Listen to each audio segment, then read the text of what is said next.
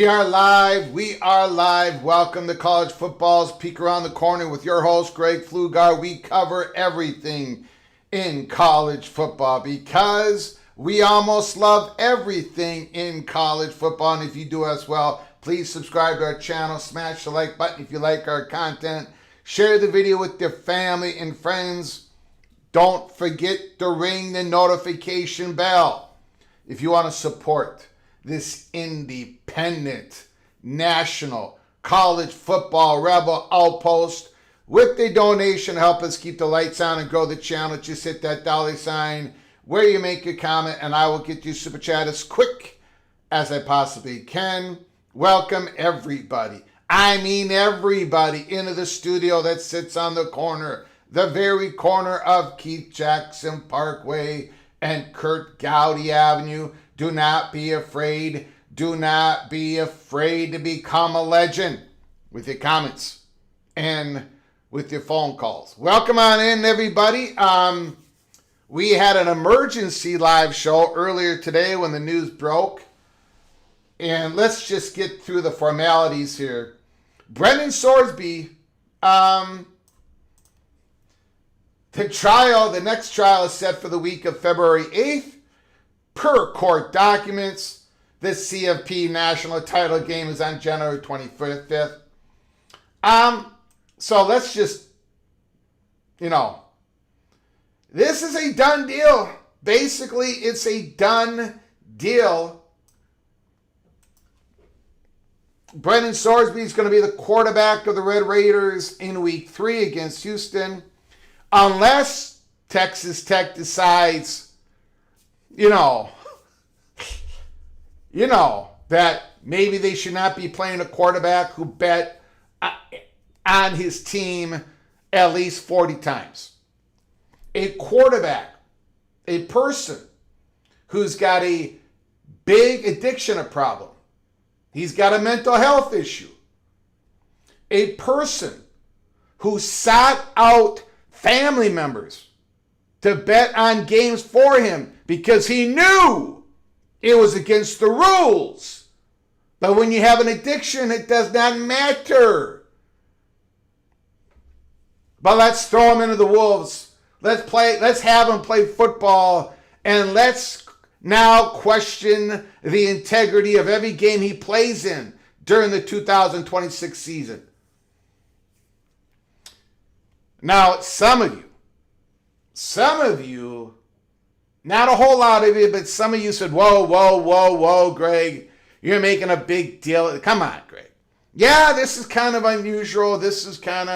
But Greg, you're being dramatic. Greg the grifter.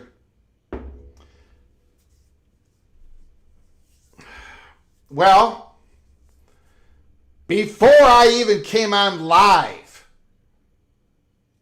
unbeknownst to me, and I think everybody else in the PATC family, even before I came on live, the Big 12 itself was having discussions on whether they should play the Red Raiders if Brendan Sorsby walks onto the field. If the court goes the Red Raiders' way.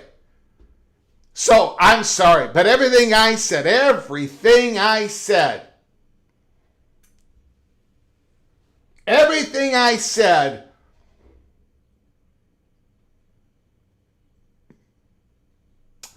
can't even be comparable to what the Big 12 has already said internally. Amy, Utah, you proud of Mark Carlin's statement today. He's made some mistakes, but not today. Let me show you if I can find it. My producer, Greg Flugar, is not very good at this. This is Utah Athletic Director Mark Carlin. As with many around the country, I'm disheartened by the injunction issued today in the Brendan Sorsby matter, which will allow him to compete this fall despite clear violations of the NCAA policies and ethical guidelines.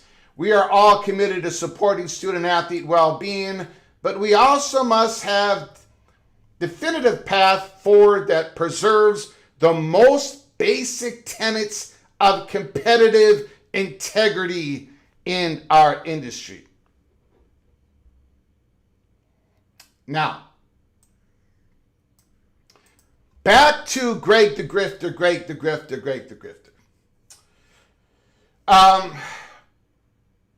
We all know that sports betting is a big thing in this country.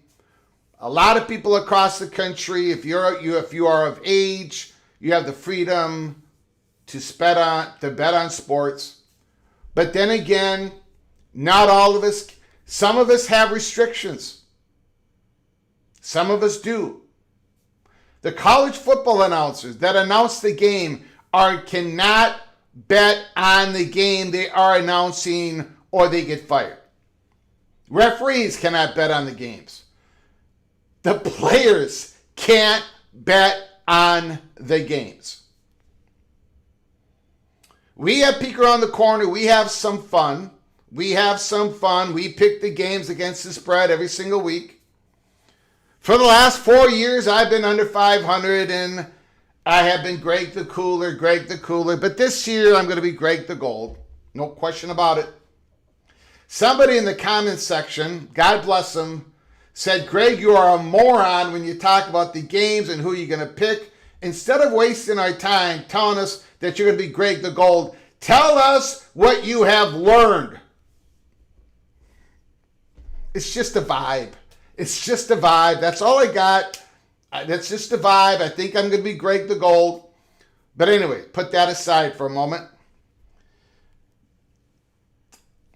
Here at Peek Around the Corner, I don't know if people know this or not.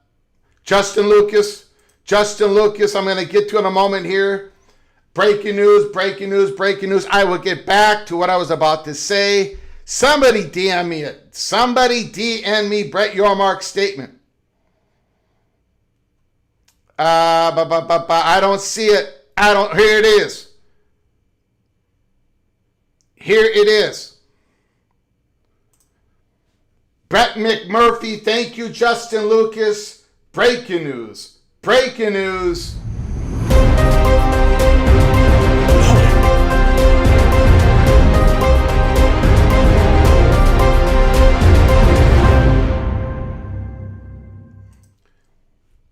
Brett Yormark and the Brendan Sorsby situation. The ramifications of today's rulings are significant and could have broad impacts across college athletics, creating great concern amongst our membership.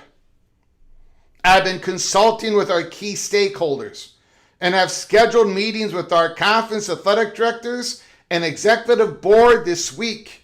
We are also in touch with Charlie Baker and anticipate the NCAA to appeal the order in the next 24 to 48 hours. We will continue to monitor and evaluate the situation. Again, perfect timing. We've come on live here. The title of the show with the Big 12 boycott the Texas Tech Red Raiders. Or what else? Or something else. Or maybe nothing at all. And we're going to hear from you all. I do apologize. I did not have enough time in an emergency live show earlier today to take any phone calls. We will be taking your phone calls today on this live show. I promise you. Now, Brett Yormark, I'm going to forget about the Charlie Baker and the NCAA appeal and all that. Blah, blah, blah, blah, blah. The interesting part of this comment is that Brett Yormark has been consulting with our key stakeholders and have scheduled meetings with our conference athletic directors and executive board this week. Wow. So we are gonna follow that. That is really important because let's not get it twisted. The Red Raiders are not under any obligation to play Brendan Sorsby, other than they're trying to win a Big 12 championship. Well, so is every other Big 12 team. Playing college football is a privilege. It's a privilege that you have to continually earn. Back to what I was saying before. Here at Peek Around the Corner, if you run a college football YouTube channel and you get to a certain degree you get a certain point of viewership, whatever, you get an email sent to you. You get people communicating to you that a certain gambling institutions that everybody uses every day, they want to put their logo up on your screen and they want to advertise during your show. Some of the great college football YouTube channels that I watch have those on the screen, right? It's part of their advertising. That's fantastic. They get paid. I've got nothing against those YouTube channels that do such a thing. I've got nothing against them. Good for you. Fantastic. It's legal in this country for many people, although there are restrictions that we've talked about. And I've been communicated. This is a small national rebel outpost of college football, but the number of viewerships every single day, every week, every month outstrips the actual size of this. And of course, we have been contacted multiple times. And every time I say, thank you, but this is a truly independent college football YouTube channel. We only run on the backs of our viewership, nothing else. And that's how it's always going to be. So Greg the Grifter, kiss my ass. We do not do not accept any of it. So I'm just going to say that clearly once again. But it's legal in this country. If you want to do it, go for it. I support you. But again, there's a certain thing about, for me, it's the right thing not to do it. For Texas Tech, I ask you again, seriously, are you going to actually play Brendan Sorsby? Really? Really?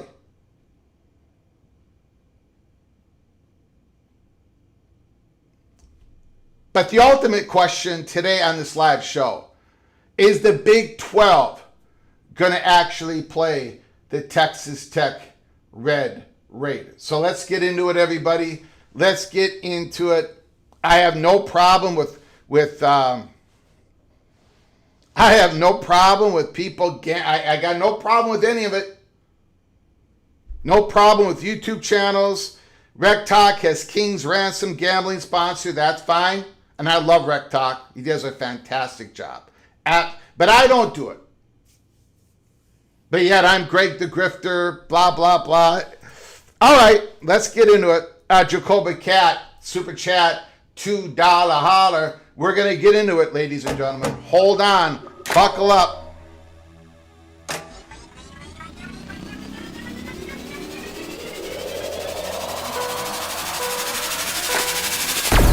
All crime is legal. Time to get mom a new TV. Thank you for the $2 holler, Jacoby Cat.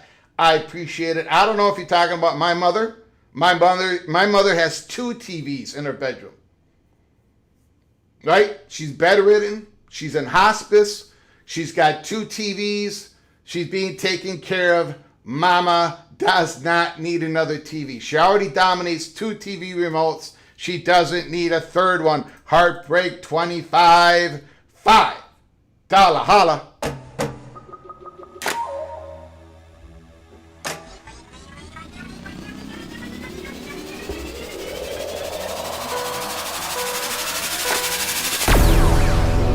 Heartbreak 25, Calvin Ridley was suspended 17 games and traded for 5 bets totaling $1,500. Sorsby bet on IU over 40 times, totaling $850 for a 2-game suspension. And I might add, do you all remember when the news came out on Drake Lindsay, the quarterback of the Gophers, that he acquired a fake ID and he was drinking? He wasn't drinking and driving. He was walking around outside of a bar. They got him for a fake ID. Do you remember how hard I came down on Drake Lindsay? I said he should get a 1-game suspension. He should not play the first game in the Minnesota Golden Gophers. And people say, oh, Greg, all the Gopher fans got upset with me. And I'm saying you need accountability. You should not have a fake ID. I get it. He's a college player, but he's a college student. He's a college kid, but he's a different college kid. He's the quarterback of the Gophers. You got to show leadership. He's not me. I'm not him.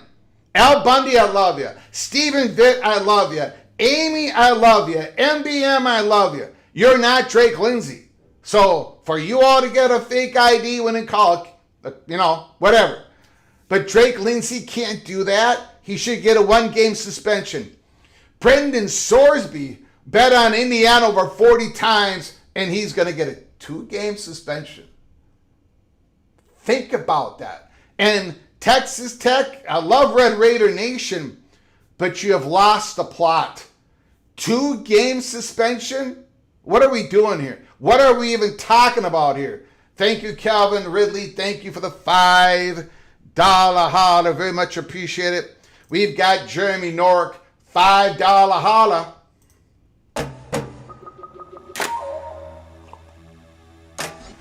Oh, jeez. Oh, boy.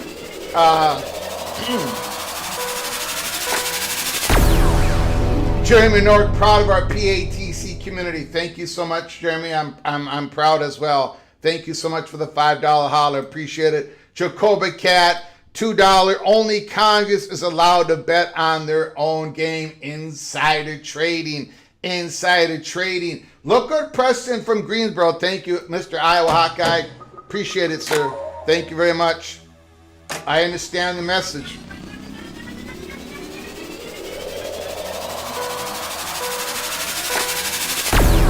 I do declare that Sorsby won't play it down for Texas Tech this year.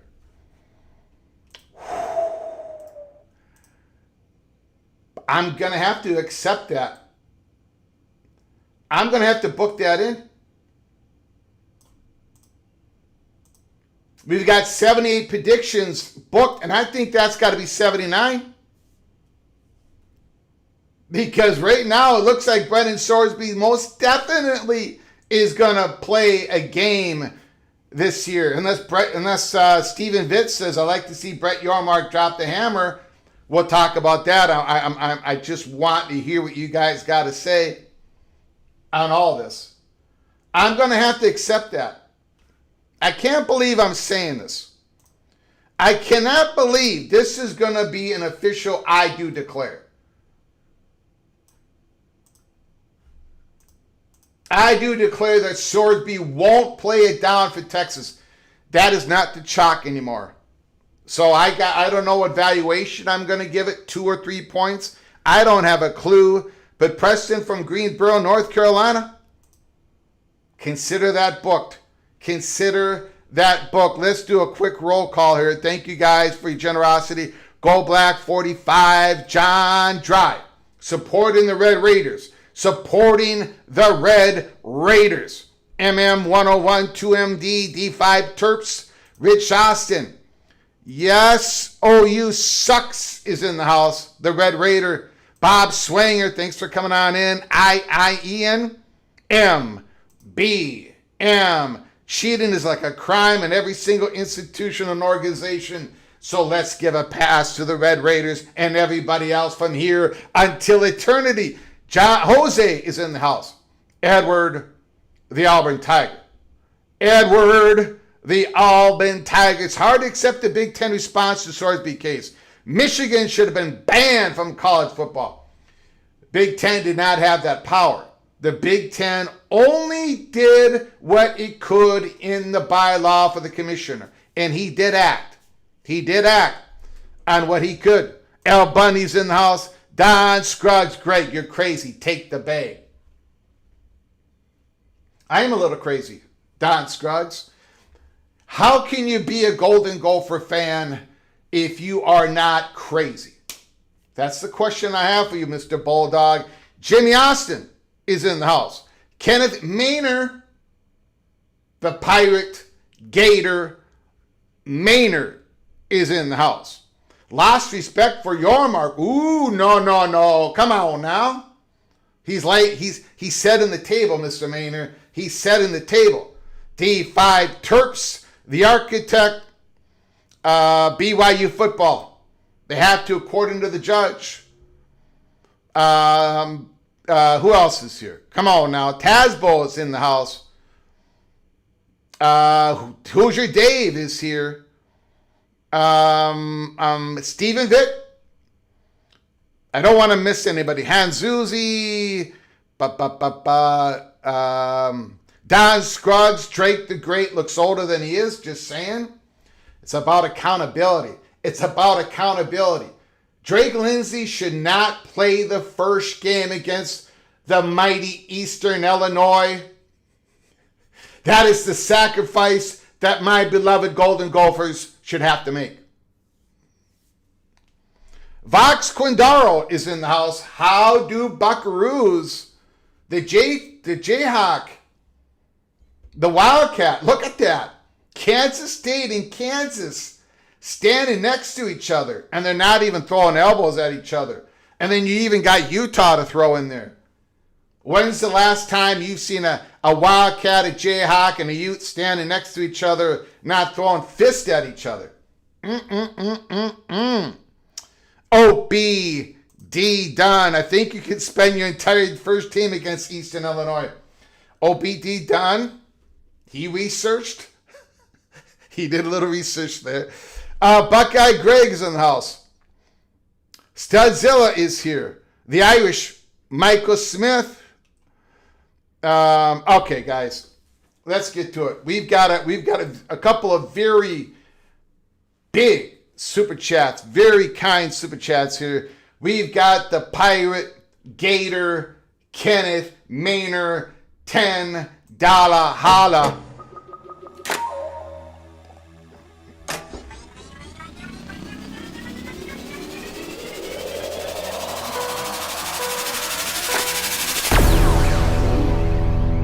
The drama in the ACC is nothing compared to this. This has disastrous ramifications for college football, not just for the Big 12, good for the other 15 Big 12 schools pushing back. Your mark needs to leave. Now, are all 15 Big 12 schools pushing back? I don't know. It sounds like there's plenty of them. We're going to go through the article, the Ross Challenger. We're going to go through the reporting. I cannot believe we're talking about this. Of all the things, look, I have been working on other stories. Can I give you just one little? I'm going to give you a little bit of a tease, okay? Because I know y'all think I'm sitting back here, not doing anything.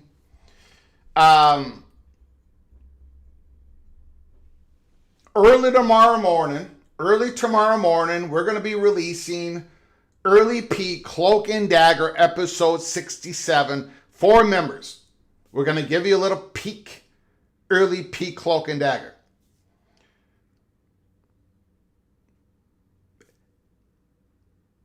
Clemson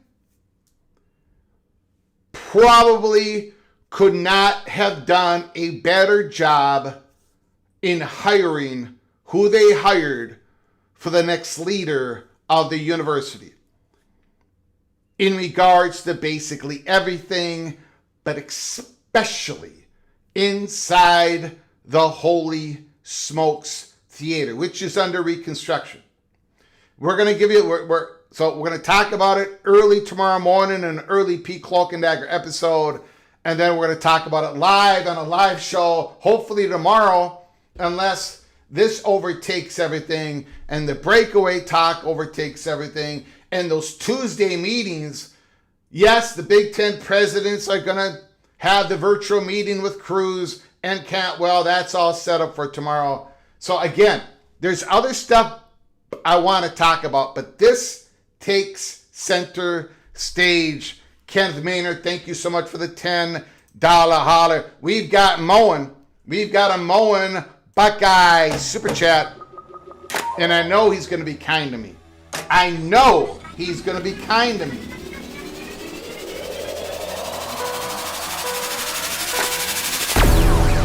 Greg's so cold if he plays the slot machines, the 3 cherries on the screen turn into 3 frozen tater tots.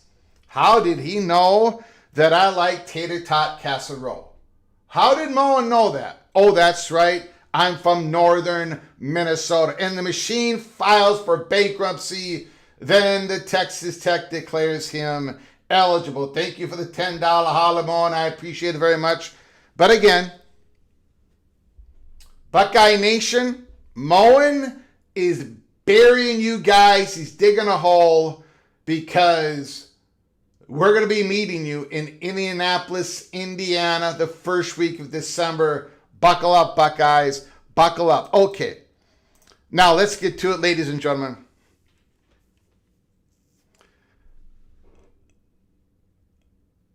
I cannot believe they're saying that. Woof, woof, doggo. 365 Sports says Tech did nothing wrong.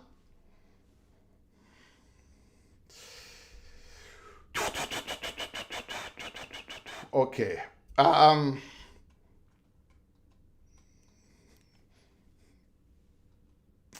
Okay. All right, let's get to it. First of all, before we get back into the Texas Tech situation, the Big 12 situation, the Big 12 boycotting, having serious discussions about boycotting the Red Raiders, and I don't know how that would happen. But again, Brett Yormark, he's having meetings on everything right now. Texas Tech Red Raider and Brendan Sorsby. We have to quickly go through our PATC spotlight, where we're not able to do it earlier today. This is our 44th team under the spotlight during the offseason, the SMU Mustangs. Kevin Jennings, the starting quarterback last year, basically mimic his outcome, his production from the year before. Over 3,600 yards passing, 26 touchdowns, 13 interceptions. That's not good. He had 12 the year before. He's thrown too many interceptions. 66.1 completion percentage, 146.6 quarterback rating. But overall, Kevin Jennings, one of the top quarterbacks in the Big 12, ready to go again. What type of weapons does he have? Kendrick Raphael, listen. He carried the rock last year for California Golden Bears. He was the bell cow. 943 yards rushing.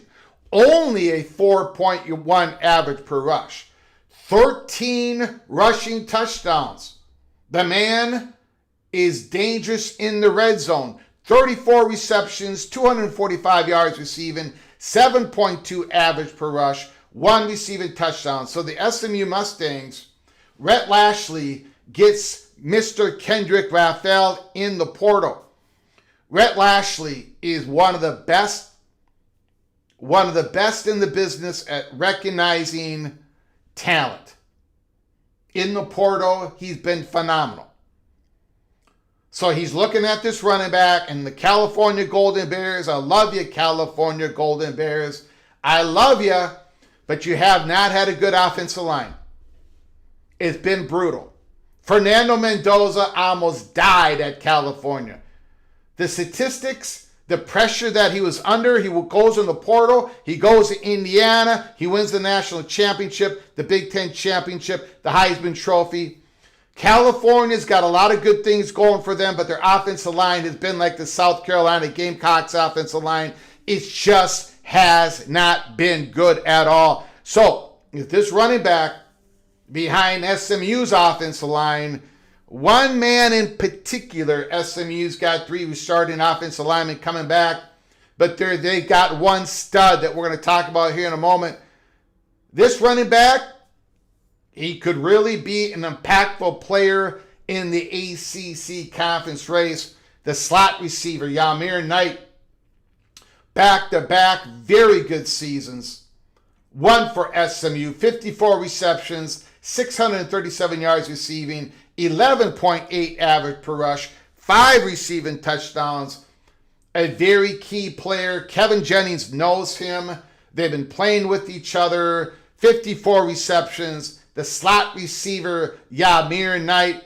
But the big man, the superstar on the offense for the SMU Mustangs is left tackle P.J. Williams. 39 games played overall. Coming out of the 2022 high school class, number 7 offensive tackle in the nation. He is projected in the 2027 draft in the CBS projection as the number 22 overall going to the Denver Broncos. Kevin Jennings going into his last year as the quarterback for SMU. Yamir Knight coming back again. A new running back. What do you need? The great left tackle. The SMU's got him to protect Kevin Jennings' backside. SMU's offense? Yes, Rod Nix, SMU is a dangerous under-the-radar team. Lashley is legit, absolutely.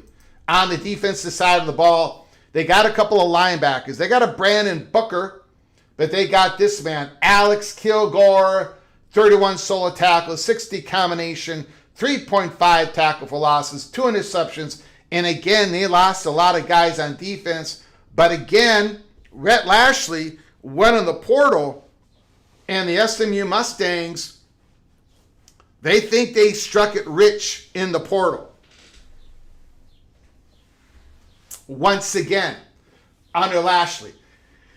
Now take a look at this schedule, however. Take a look at the start of this schedule. At FSU, Florida State, Tallahassee, Doak Stadium, ESPN, Monday, September 7th, the end of week 1 weekend. Whoa, baby. SMU at Florida State. Rhett Lashley versus Mike Norvell. I cannot wait. We'll probably do a watch. We're most definitely going to do a watch party that night. And then September 19th at Louisville. SMU has got 2 ACC games at Florida State, at Louisville. Their first 2 ACC games. So if the SMU Mustangs come out of those 2 games with 1 victory or 2 victories, look out. Look out. Boston College, Virginia, at home against California. That's going to be a good game. At Syracuse, Virginia Tech, at home against Virginia Tech, at home against Wake Forest, on the road against Notre Dame at Stanford. So that is the SMU Mustangs football schedule. Now, PATC order of finish prediction. We've got SMU right at number 3. They got a whole lot of talent. SMU, Louisville. They're on the road against Louisville, right? So, but that schedule, besides those first 2 games, get a whole lot easier. We've got Clemson in California, Virginia Tech, North Carolina State, Virginia, right behind the SMU Mustangs. So again, we've got SMU finishing 3rd in the ACC. Let me know how wrong I got it once again. People have not been shy lately telling me how wrong I am with these order of finish prediction. In the comments section, there's a lot of comments saying, Greg, you are a moron. Let me know what I got wrong with the SMU Mustangs here. MM says I could see California doing better than Clemson. Possibly. We have not done the Clemson spotlight yet. Gideon Davidson might be the superstar we thought he was last year. Rod Nix, Greg, they're going to break my heart on my birthday. Sorry to say, no nation. Oh, come on now, Rod Nix. Come on, Rod Nix. We got this. We got this, Seminole Nation. We got this. All right. Let's get to it, ladies and gentlemen. Let's get to the story.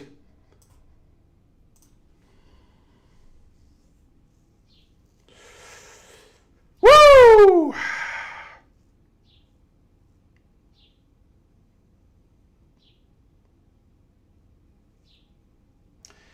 Yeah, I saw that. We're going to get to that in a moment, the architect. We're going to get that in a moment. Brendan Sorsby ruling. Ross Dellinger, college sports brass, enraged by Texas judge decision. It's bleeping, Bulls bleeping. At a recent Big 12 administrative meeting, a fascinating discussion emerged. Now remember, this Big 12 administrative meeting took place before the ruling came down today on the injunction. Back to the article. Ross Dellinger. If a local Texas judge granted quarterback Brendan Sorsby's injunction to play this season, despite wagering on his own team, the league's other member schools wondered something aloud. Should we play the Red Raiders? That was at a recent Big 12 administrative meeting. Holy smokes. Holy smokes. Get a load of this. PATC money shot of the article. This athletic director did not want to go unnoted. He put his name out there. He did not tell Ross Dillinger to scratch it out, to be anonymous. He look, this is the money shot. We've had some serious conversation about it. Kansas State Athletic Director Gene Taylor told Yahoo Sports. Kansas State Athletic Director Gene Taylor.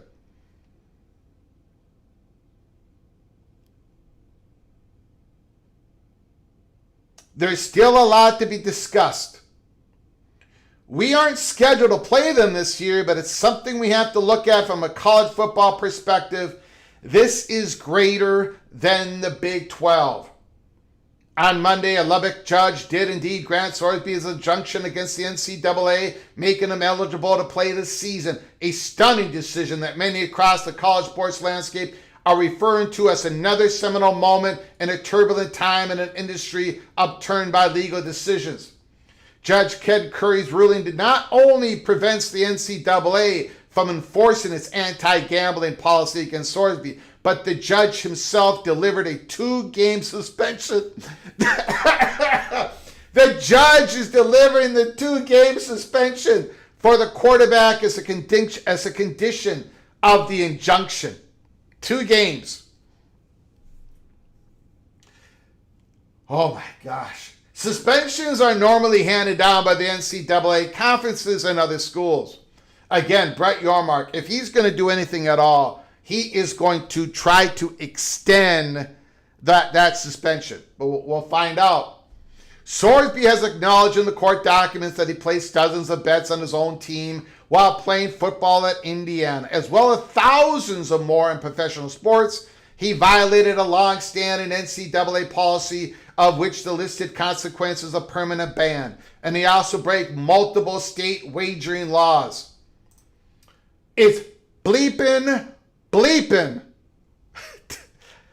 Kansas State Athletic Director Taylor told Yahoo Sports on Monday. I know the kid has a problem. Well, get well and focus on your problem. It is absolutely devastating for him to be able to play when every other sport, no matter the level, deems an athlete ineligible or they are punished severely for betting on their team. Even outside of the Big 12, high-level college administrators say they are left aghast by a decision that many described as disastrous and jarring, and as the NCAA statement said, corrupts the integrity of sports. I think there needs to be serious conversations about not playing Texas Tech in any sports. Money shot number 2 of the article. Let me repeat. I think there needs to be a serious conversation about not playing Texas Tech in any sports. Georgia Athletic Director Josh Brooks, a member of the NCAA Football Oversight Committee, told Yahoo Sports, this is not about Texas Tech. It's about protecting our own locker room. We cannot in good conscience put our student athletes on a field where the competitive integrity of the contest is compromised and overridden by the courts. If a state court wants to dictate eligibility rules, they can play themselves. Woo! All FBS schools should only take the field against programs operating under a uniform, trustworthy standard of fairness. We've officially reached the point of no return. What does Mr. Brooks really mean about that? What does Josh Brooks, the Georgia Bulldogs athletic director, really mean? What does he really mean when he say we've officially reached the point of no return? Is he talking about an SEC breakaway? Is that what he's talking about? One Big 12 athletic director who requested anonymity, again, this is not Taylor, the athletic director of Kansas State, called it the lowest point in my time in college sports and said Texas Tech should be ashamed of itself.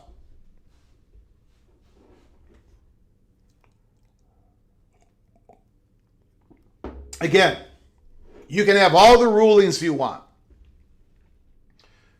Brendan Sorsby can take any lawyer he wants. He could go to any court he wants. He can go against any judge he wants.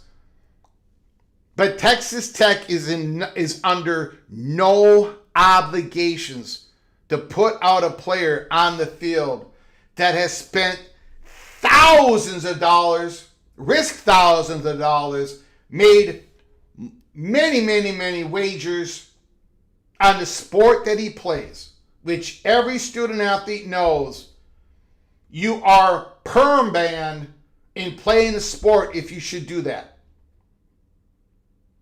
But the Red Raiders, as Cody Campbell said today, he's excited that Brendan Sorsby is back.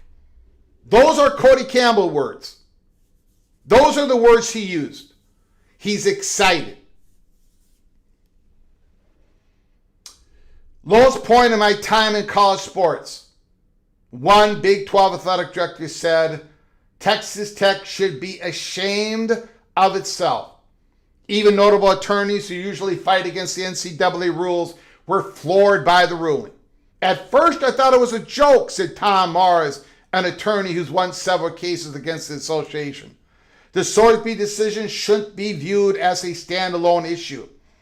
It is but the latest piece of the scattered puzzle of the NCAA policy under attack from its own member schools and their players, many of whom are filing legal challenges to local friendly courts to reach favorable rulings. These court decisions have chipped away at the foundation on which the NCAA sits, a decades-long framework regulating athlete compensation, movement, eligibility, and other areas. The Sorsby decision, while opening the door for more such injunctions, is now the latest event to lead administrators to call for congressional intervention. If there's one thing that could unify a divided Congress to pass a bleeping law that gives the NCAA, which is the schools and the conferences, more authority to govern itself, it might be the court prohibiting the NCAA from banning athletes who bet on their own games, Tulane sports law professor Gabe Friedman posted on Monday. If there's anything that could provide unification in Congress, give the NCAA the ability to govern itself. The ruling speaks to the challenges we have enforcing sensible rules, said John Steinbrecher, the commissioner of the MAC and vice chair of the NCAA Division I cabinet. We need help from federal government that gives some protection to enforce our rules. And if you don't want to give it to the NCAA, if you want to relabel this organization, if you want to call it Rod Nick's organization, if you want to call it Cal Bear's GR8 organization, if you want to call it Greg Disney's Adventure organization, if you want to call it the Michael Smith, the C. John, it doesn't matter what you call it.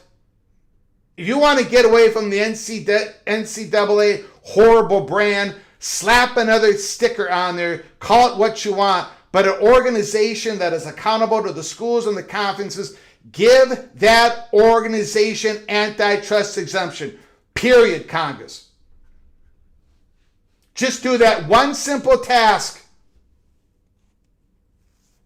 Or we're going to break away in our silos.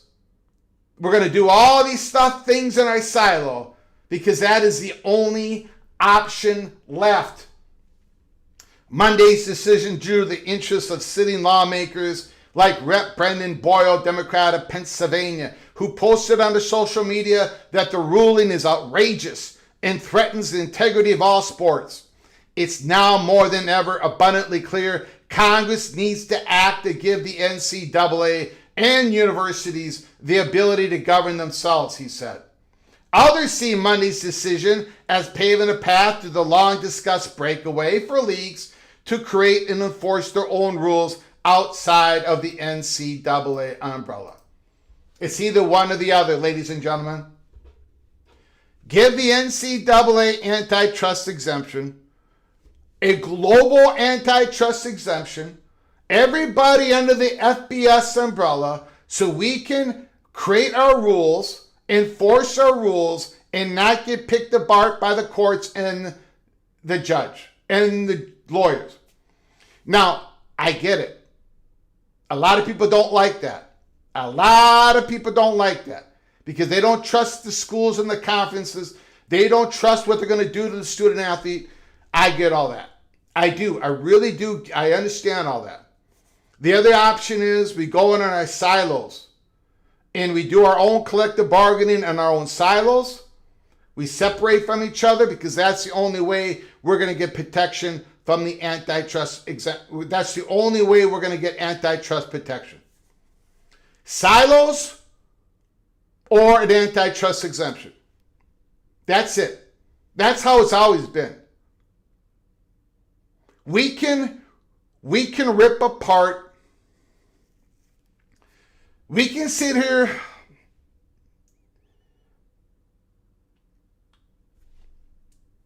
This is where we're at. The NCAA. We have a young man who's got an addiction who just was caught.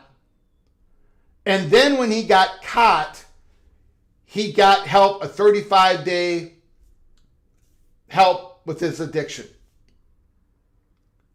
He comes back and he goes in the courts and now he's eligible to play. We have a university that is willing to play him, willing to pay him $5 million. They're excited to have him back. The integrity of the game is at stake. Every game that this young man plays in, the integrity of the game is at stake.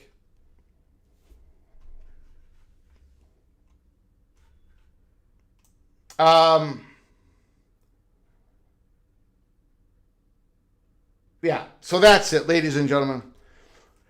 Let's go to your phone calls, your super chats, your comments. I do appreciate you all coming on in.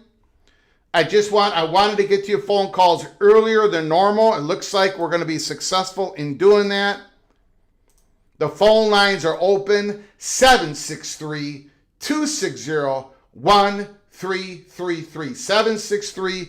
763-260-1333. Brett Yormark made a big old statement.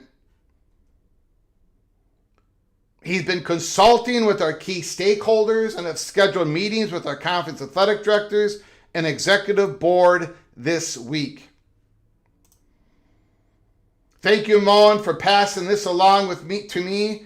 I know this was out there earlier today.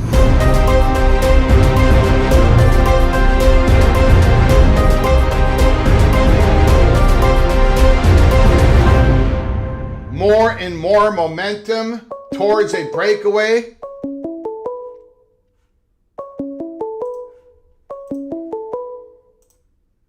Call from Mohr Simmons. Mohr Simmons, can you hold on for just one moment, please? Yes. I do appreciate it. I do appreciate it. Again, breaking news. Nebraska Athletic Director Troy Dannon. I have not personally advocated for the conference self-governance, but today's decision makes it obvious that it is a necessary path forward. We cannot align with institutions who advocate or support player participation in this circumstance. This has put off so many people. I don't think this juice is not worth the squeeze, Red Raider Nation. Not worth the squeeze. Nebraska Athletic Director, again, I said this even today, not everybody is for the breakaway in the Big Ten. Not everybody is for the breakaway in the SEC. But every time something like this happens, and this is the biggest one of them all, the people who are advocating for the breakaway, they gain strength. They don't lose strength, they gain strength. Cody Campbell, you're losing strength on this. Unbelievable. Mohr Simmons, the floor is yours. Go ahead, sir. Yes. Question I have is this. The Big 12 should have put a sock in this a long time ago, Greg. And I say that's your mark. You can't have kid gloves on, and you can't have a school or a booster of a school to run and dictate to the conference. The conference come above one school, supposedly, and this is damaging the Big 12 completely. So also, there's nobody. I'm gonna be honest. If we was to go to a realignment right now, everybody going to silo. Ain't nobody gonna touch Texas Tech because it have shown a capacity that even the school itself is not even standing up to the booster. So they just as corrupt in line with the booster. So at this point, I don't blame the Big Ten or the SEC. Hey, let's go ahead and do what we need to do. I see the Sprite. Yeah. But let's move forward. And let's end this argument of who's going to come in to the realignment into the Power 2. Let's get it over with, because right now there's, like I told you on another call, I say there's more damage as this goes on. More damage to college football is coming, and sure enough, this come out of the woodwork, and this got Cody Campbell all on it to me. So my thing is, let's get to the silo. Let's get to the realignment. Let the chips fall where they fall. Even if that means my school don't even get in it. Let's get done, because we're doing too much damage to college football.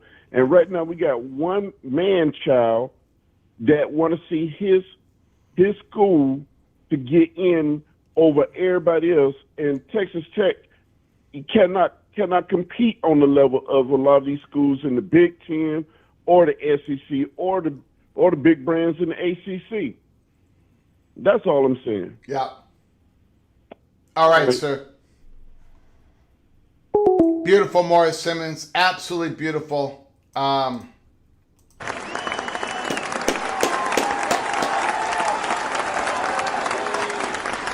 Arnegad, the silos could be sued. Not only could they be sued, they will be sued. But again, the question is, what is the option? If we're not going to get antitrust exemption, what are the options? What are the options? There is no other option. Call from Moen. Moen, can you hold on for just 1 second, please? I do apologize. You know I can. Huh? You know I can. All right, I do appreciate it, sir. I do appreciate it. We've got the president of Georgia. The president of Georgia.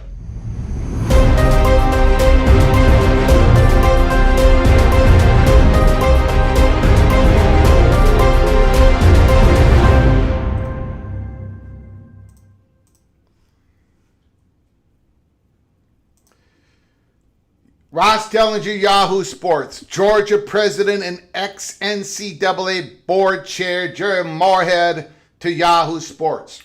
For anyone who has dismissed my previous calls for SEC rules of enforcement and the SEC institutions only playing each other, he didn't have to put that in there, but he put that in there, Moen. He put that in there. Let me repeat. Georgia President Mr. Moorhead to Yahoo Sports today. For anyone who has dismissed my previous calls for the SEC rules of enforcement and the SEC institutions only playing each other, today's ruling is clear evidence why that may be the only path left for us. Holy smokes. Buckeye Moen, the floor is completely yours as long as you want it, sir. Go ahead. Yeah, I don't know if you saw the follow-up to that about the Nebraska AD. I did read that. Also, Go ahead. yeah, he's also pushing for silos. So Yeah. I'm all over the place. you know. Here. Go ahead. Yeah, he's also pushing for silos. I mean, what choice do the Big Ten and the SEC have? What choice does the Big 12 have? There is no rule of law within college sports now. The only rule within college sports is if you don't get your way, lawyer up. Yeah. And you can still do that in a silo. All we're saying is because of the Ivy League ruling, because of the Alston ruling, it does seem that if a conference does the rules and enforcement of the rules of their own, because they don't have market power, they have credibility in the courts. The NCAA does not have any credibility in the courts. So if you are somebody that wants to keep everybody together, and I'm one of those people, I'm the captain of the Army of 24, then we have to have antitrust exemption. If you don't want to give NCAA us the antitrust exemption because we are inherently evil, then we're going in our silos. It's one way or the other. There is no in between. I apologize, Mohr. I told you the floor was yours. Go ahead, sir. Well, you're doing better than I did. This morning when Ryan Willie texted me the news, I said about 15 expletives that I won't repeat on your show because this is ridiculous. This is absolutely ridiculous. Let me ask you a question. Can I ask you a question? Yeah. Go ahead. Let me ask you two questions, if I may. Okay. Number one, what should the Big 12 do? Because obviously Yormark has put out a message that he's under consultations with his legal counsel, with the board. Those are representatives that represent the Big 12. About 4 or 5 presidents. I don't know how many they got on the board. What should he do? What will he do? Those are my two questions to you.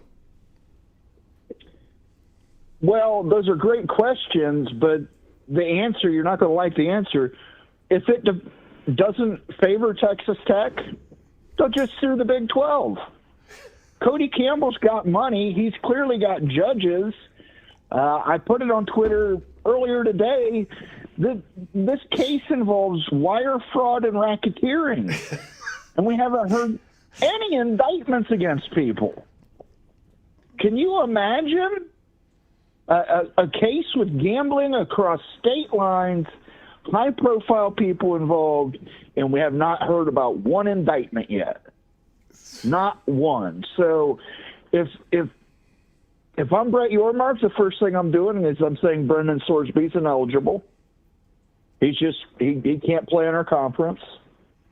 The second thing I would do is say, if that falls through, say Texas Tech's not eligible to play for a conference championship game. That's all Yormark can really do. But of course, it all depends on the Big 12 bylaws, right? And tonight, when the little general is asleep, I'm going to get up in the middle of the night and I'm going to try to get my hands on some Big 12 bylaws.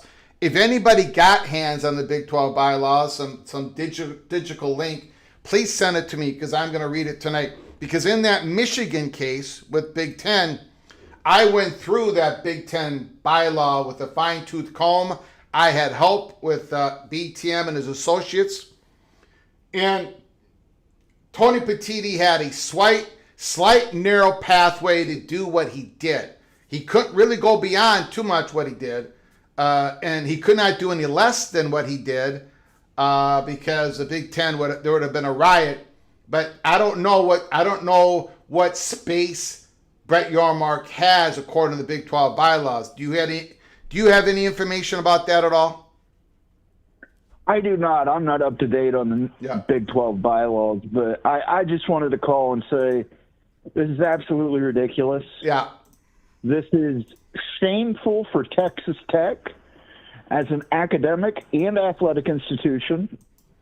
The idea that 2-game suspension is enough for betting on your own team over 40 times I mean, Major League Baseball banned Pete Rose, one of the greatest, if not the greatest baseball player of all time, for gambling on his own team for life.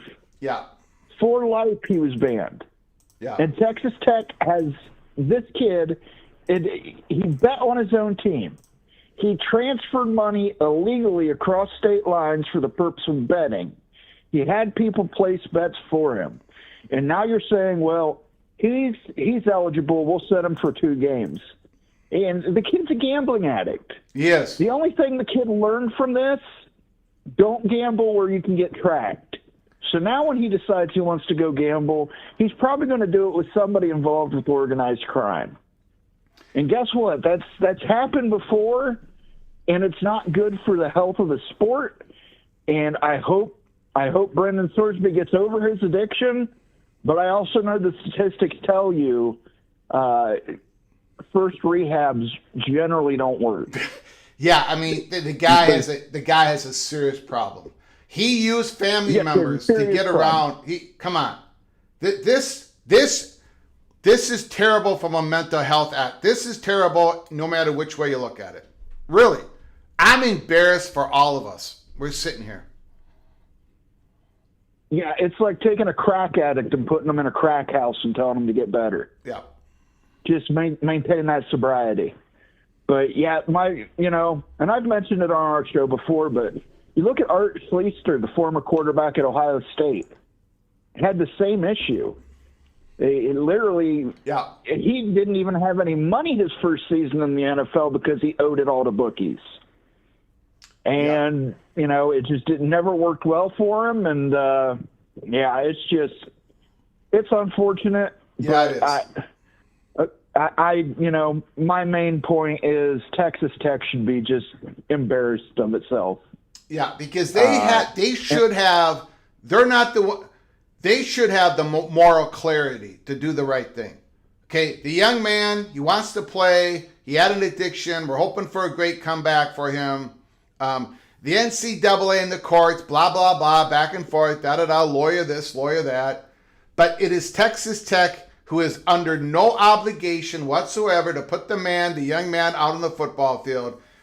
And I got to tell you, 99% of the universities would not do that. I mean, if this happened in Minnesota, they would be this would shut down the program. I mean, you cannot have a young man who just was caught betting 40 times in a sport that he's playing. Everybody knows the rules. This is like a slow poison on the sport, Moen. Because now all these student athletes they're in their locker rooms. The young men that are coming into football, they're going to hear this story. They're going to be 18, 19 years old. They're going to have this conversation with their friend. Their friend's going to say, you can bet, if you get caught, you're only going to lose 2 games. This is a slow poison in the sport, Moen. Yeah, and this part is that Brendan Sorsby knew what he was doing was wrong. It's not like he just kind of said, oops, I didn't know I couldn't do that. He was literally having other people place bets for him. And, and I know Cody Campbell has donated a lot of money to that university. I know he has done his best to get the best of NIL players. But that man is the chair of the board of regents at Texas Tech. If I'm the other regents at Texas Tech, I have to look myself in the mirror in the morning and ask what we're doing. Yeah. What are we doing? Is it that important to win at Texas Tech that we're willing to just sacrifice absolutely every bit of integrity and taint ourselves with this? And this isn't a taint that's going to go away. This is permanent stain almost, unless you would hope Texas Tech would do the right thing. That would be the best case scenario. Somebody at the university has to step in. Right. And they say, no, it's wrong. We're not doing it. Yeah. It's not worth it. At this point, it's not worth it. Since it's pretty clear that's not going to happen, again, Brett Yormark has to do something. Yeah. Because You've got the Nebraska AD openly talking about silos. I know there's other ADs in the Big Ten who have discussed it. You got the Georgia president saying SEC playing. You've got the Georgia president only saying, playing ourselves. Yeah, and it's a situation where the NCAA is dead. I mean, they couldn't enforce, they couldn't deputize a crossing guard at this point. It's dead, and the Big Ten and the SEC need to look at governance. I would like to see them come together and do a joint governance model to determine eligibility, portal transfers, and do a CBA with the players, get a contract with the players, and figure out how we're going to make these guys employees. It's going to happen. We might as well do it. But I don't think if you do a dual governance thing, I think you're under threat from the courts again, because you might have market power. I think you got to do it silo. I agree, but I think that there are things you can agree on. Yeah, I think you can have an undisclosed, an agreement, but not just don't put it in an email, that type of thing. Right. I don't know. I have no idea. Yeah. We'll see, but I've taken up too much time. All right. Let some other callers on here. I appreciate them on. Absolutely disgraceful, Texas Tech. You should be ashamed of yourself. All right, here we go. I appreciate them on. Appreciate it very much.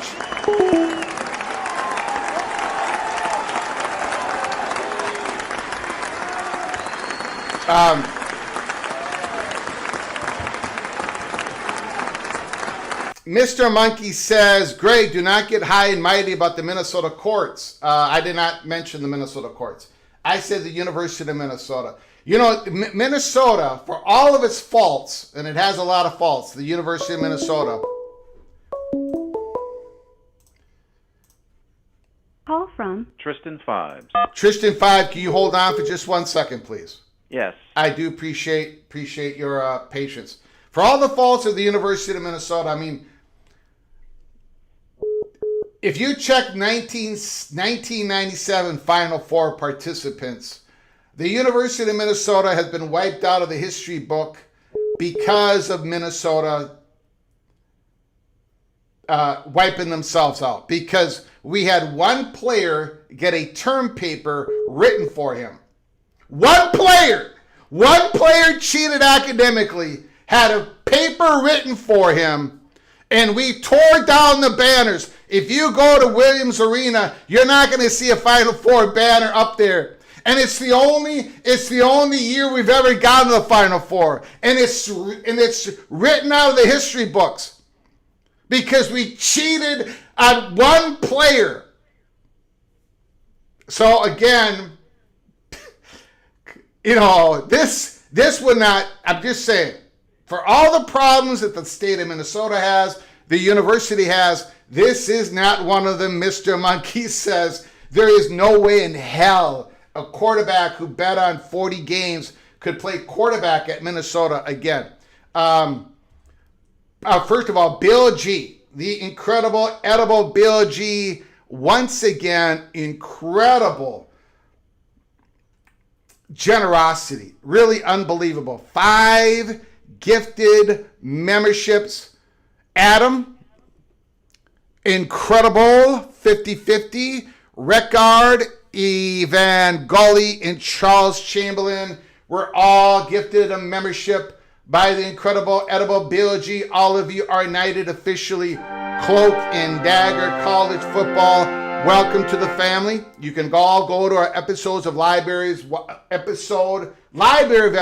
Watch the early peak Cloak and Dagger members only episodes, along with our over 500. I think over 500 other episodes that everybody can see. We are dropping an early episode tomorrow morning about the new president of Clemson. Very interesting episode we're going to be dropping tomorrow morning. Go ahead, Tristan 5. The floor is yours. Thank you, Bill G. Thank you once again, sir, for all of your support. I'm very humbled by it. Thank you very much. Go ahead, Tristan 5. Hey, thanks for taking my call, Greg. You got it, buddy. Listen, I wanted to just reiterate something. I had called previously, and I said, well, the legislation that they're putting forward has changed my mind. I want them to go into silos. And this just even adds more fuel to that fire. Mm-hmm. The way college athletics is in the revenue sports, okay, Greg, it's a race to the bottom, right? Yeah. There's tangible monetary and other benefits, not just monetary, to a university if their men's basketball or their men's football program is winning titles. And there's so many different places where that effort can be propped up either illegally or against the rules. Donors. They had this thing in the South called the $100 handshake, where a donor would encourage a player to go to a certain university. And, you have, I guess it was, about 10 years ago that North Carolina scandal was happening, where they were putting forward what essentially amounted to like phony classes just to help prop up the, so you've got potential institutional rule. I don't know if that's rule breaking. I mean, I guess they get to make their own institutional standards, but you've got donors, you've got the institution, you've got agents, you've got all kinds of different ways that this rule breaking can happen. And in the grand scheme of things, Greg, none of this ever is going to get cleaned up unless the cost of breaking the rules exceeds the benefit. And that's hard to do, but this is going to be a permanent state of affairs unless something comes along that's got some real teeth. Mm-hmm. And, and I'm happy that they're going into the silos. That legislation changed my mind. And then the news today just, reinforces that. And Greg, I'm happy that the Big Ten and the SEC could not get along. Because I don't want them to do anything that could be perceived as yeah. And listen, I think they're going to have to go into a silos for at least a year to get everyone else to come to the table and say, all right, let's come up with a set of rules and get Congress behind it that everyone can live with. And at the end of the day, Greg, I think you were saying the thing that's true. There's no way that they're going to share their media revenue with the whole rest of college athletics, right? There has to be a way for them to be able to, for lack of a better word, prosper. They have to be able to prosper as they are without having a bunch of smaller schools just eating away at their money and saying, oh, well, we all are colleges. We all need to share our money. No, they got to where they are doing what they've been doing, planning these moves and striving to be the best conference and everything. And anything that's going to take that away from them, they're not going to go for. And I hate to say it because I like the way colleges can all play each other. Yeah. But Greg, at the end of the day, you can't have, Kennesaw State on equal footing with the University of Georgia. You just can't. Yep. Right. And it's too bad, but that's where this is headed. I mean, we're going in the silos, it looks like, and there's nothing's going to stop it. And Congress is going to have, and they won't do it because they're so inept, but the solution, if there ever is one, does have to come from Congress. Yeah. So anyway, everyone is lamenting this. Yep. I'm happy it happened. It's revealing the dark underbelly of what's been going on. I mean, people need to be made aware. I mean, this is a race to the bottom, Greg. Yep. And I want to know, do we know the name of the judge that did this? Judge Curry? Is that who? I never heard his name. I heard the story, but I never caught the judge's name. Yeah, I think it's Judge Curry. Okay. Yeah. I wonder what he's being paid to do this. I don't want to. I know you don't want to. I'm Yeah. just, you're not allowed to level an accusation, but you're allowed to ask a question. Yes. Yeah. Yeah. That's why I said it that way. Yeah. Anyway, listen, I'll let you go, Greg. You keep up the good work. I appreciate it, sir. Beautiful call. Thanks. Bye-bye.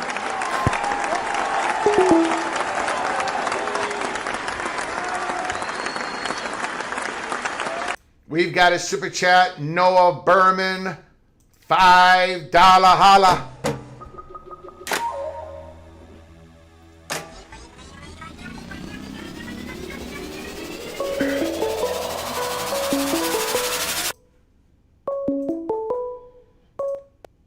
Call from Patron. Patron, can you hold on for just 1 second, please? Absolutely. I appreciate it. Noah Berman, how much money has Cody Campbell donated to Judge Curry? I'm not going down that road. One step closer to the SEC Big Ten Super Conference in Utah in the Big Ten. Bring back the pack. Thank you for the $5 holler, Noah Berman. I do appreciate you, sir, dropping on in and supporting the program. Thank you, Noah Berman. And we've got the legendary PATC family member with a super chat, another $5 holler, Mr. Mountaineer.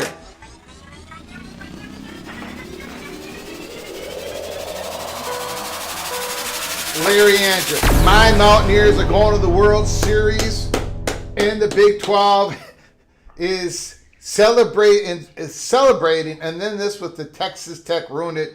No, this did not ruin Mountaineers. Congratulations, Larry Andrew. Congratulations to the Mountaineers. Big 12, fantastic. West Virginia to the World Series. Well earned. I know West Virginia. I know you guys love baseball. This has not just been this year. It's been forever. I've been watching. West Virginia, the fans have supported Mountaineer baseball forever down there. Congratulations, Larry Andrew. This does not take the shine off the great accomplishment of West Virginia. Fantastic, Larry. Congratulations, sir. And thank you so much for your support. I appreciate it, Larry. Patron, thank you for your patience. Yes, sir. The floor is absolutely yours. Okay, I'll try to be quick. First off, that's cool that West Virginia made the College World Series. Yep. A few things, Greg, I've been on record as saying that I believe that the silos are an inevitability. Mm-hmm. And I think the events of today, what has transpired certainly, adds fuel to that fire, particularly what the Georgia president said about playing an SEC-only schedule. This is just an event that helps give sort of that political cover, right? You talked about the CBA as being the necessary political cover. This is one of those political cover. And, kind of referring back to what Tristan said in the previous call, college football, Greg, has always been a kind of a race to the bottom. I mean, that's sort of humanity in a way. It's this type of competition where you're going to do anything you can legally, illegally, ethically, unethically to get an advantage. And it actually doesn't surprise me. This type of behavior doesn't surprise me at all. I mean, there's a saying, all is fair in love and war. Mm-hmm. I think you could probably add college football to that, right? Because that's unfortunately how people are. And so this sort of dynamic is what always made me think that, hey, we will never be able to get along and kumbaya and glue together. It's always going to trend towards the silo.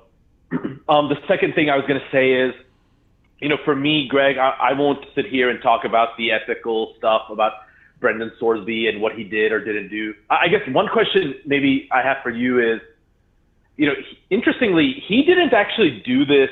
He didn't bet on his own team when he was at Texas Tech because obviously he hasn't played for them yet. Yeah. He actually did it when he was at Indiana. Yeah. What about the enforcement mechanisms within the Big Ten that are supposed to prevent this type of thing? Because I know these big conferences, they ally with, Yeah, their gambling there was a to make report sure. saying that wasn't, no one was doing that at that point. It was not active. So he. Yeah. Interesting. It did not trip anything. Supposedly, when he went to Cincinnati, the Big 12 had just inserted something there. But again, probably, yeah. So, I don't know. Yeah. Going forward, probably, yeah, go ahead. Uh-huh. Go ahead. Yeah, no. I mean, it's crazy because, Greg, we see this. I'm not going to accuse, like, for example, Shohei Ohtani of doing this in Major League Baseball, but I'm sure you've seen the rumors about his translator, was placing all these bets. And you may have seen what happened in the NBA they had like a big thing about these card games and the mafia and rigging games, right? Yep. It's so difficult to enforce, and it's crazy because he was getting other people to do the accounts. And I mean, you see it in politics, right? Where you can get, some friend or family member, give them a little bit of inside scoop and they put the bet on Polymarket or whatever. The enforcement is so difficult. And I guess, as I sit here and ramble on, like, it makes me think that probably you have to punish severely maybe to dissuade this type of thing because the enforcement is, otherwise really difficult. I don't know. Okay, the final thing, Greg, I'm going to say is, and I don't want this to come off as like a criticism of you, okay? That's everybody, okay. Go ahead. Yeah, no. So, like, the overwhelming dialogue, right, is anti-Cody Campbell, whether it's, like, everybody, right? Everybody in the college football ecosystem. Yes. You know what I was thinking, though, Greg? It's like when you introduce your show every day, right? You say the independent rebel outpost. Yes. Okay? And you know what I was thinking? You know who the real independent rebel of college football is? It's actually Cody Campbell, right? And the point is, nobody likes him. And that's what makes him the independent rebel. He's the guy to stick his middle finger in the Big Ten space. He sticks his middle finger in the SEC space. He does it to his own conference, the Big 12. He's doing it to the NCAA. He's doing it to the major media houses. He has the power to pay these various politicians to go and fight for his agenda. In a way, Cody Campbell is actually the embodiment of that independent rebel. And I know we tend to say like rebel, independent as like positive attributes, like a Luke Skywalker, an independent rebel fighting against the evil empire. But, you can imagine some of these Texas Tech fans, and I'm not a Texas Tech fan, but you can imagine there are like a small minority of people that view Cody Campbell as doing something positive in a way. He is actually the independent rebel, Greg, that you say that you are at the very beginning of your podcast, which I think I found it humorous because you spend a lot of time bashing him. But the fact that he's willing to put his middle finger in everybody's face and just bash the status quo, even the most fundamental principles of integrity that we all may hold, the fact that he's willing to challenge all those actually makes him, ironically, as the independent rebel. And Lubbock is the independent rebel outpost of college football in 2026. All right, man. I hope you didn't take that too hard. I wasn't trying to go after you. No, I'm going to answer it, though, but I appreciate it, sir. Thanks for the call. I'll hang up and you can answer, buddy. Yeah, Thank you, I will. man. Trust me. Thank you, sir. Great call.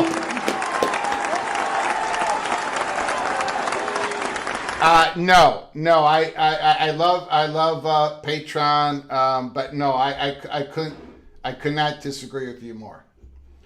I am the independent rebel outpost. This is the independent rebel outpost because I am willing to go after anybody and everybody, and that includes. Call from Rick? Rick, are you there? Oh, yeah. Can you hold on for a moment, please? Yeah. I want to answer Patreon here. Because I'm willing to go after anybody and anybody depending on my consistent positions and value, no matter where you stand, sit. No, Cody Campbell is not an independent. Everything that Cody Campbell has done has been for Texas Tech. Everything that he has pushed out has been for Texas Tech. This situation is for Texas Tech. If Texas Tech was not in this situation, but the Longhorns quarterback Arch Manning had committed, he bet on his team 40 times, and then the Longhorns were going to insert Archie Manning in after a 2-game suspension. Cody Campbell would be rallying against us. Cody Campbell would be saying, look, this is how everything's so broken. No. This is the true rebel outpost. Cody Campbell, and I have bashed Cody Campbell a lot, but not for what he has done for Texas Tech. I have bashed him a lot for what he has done with his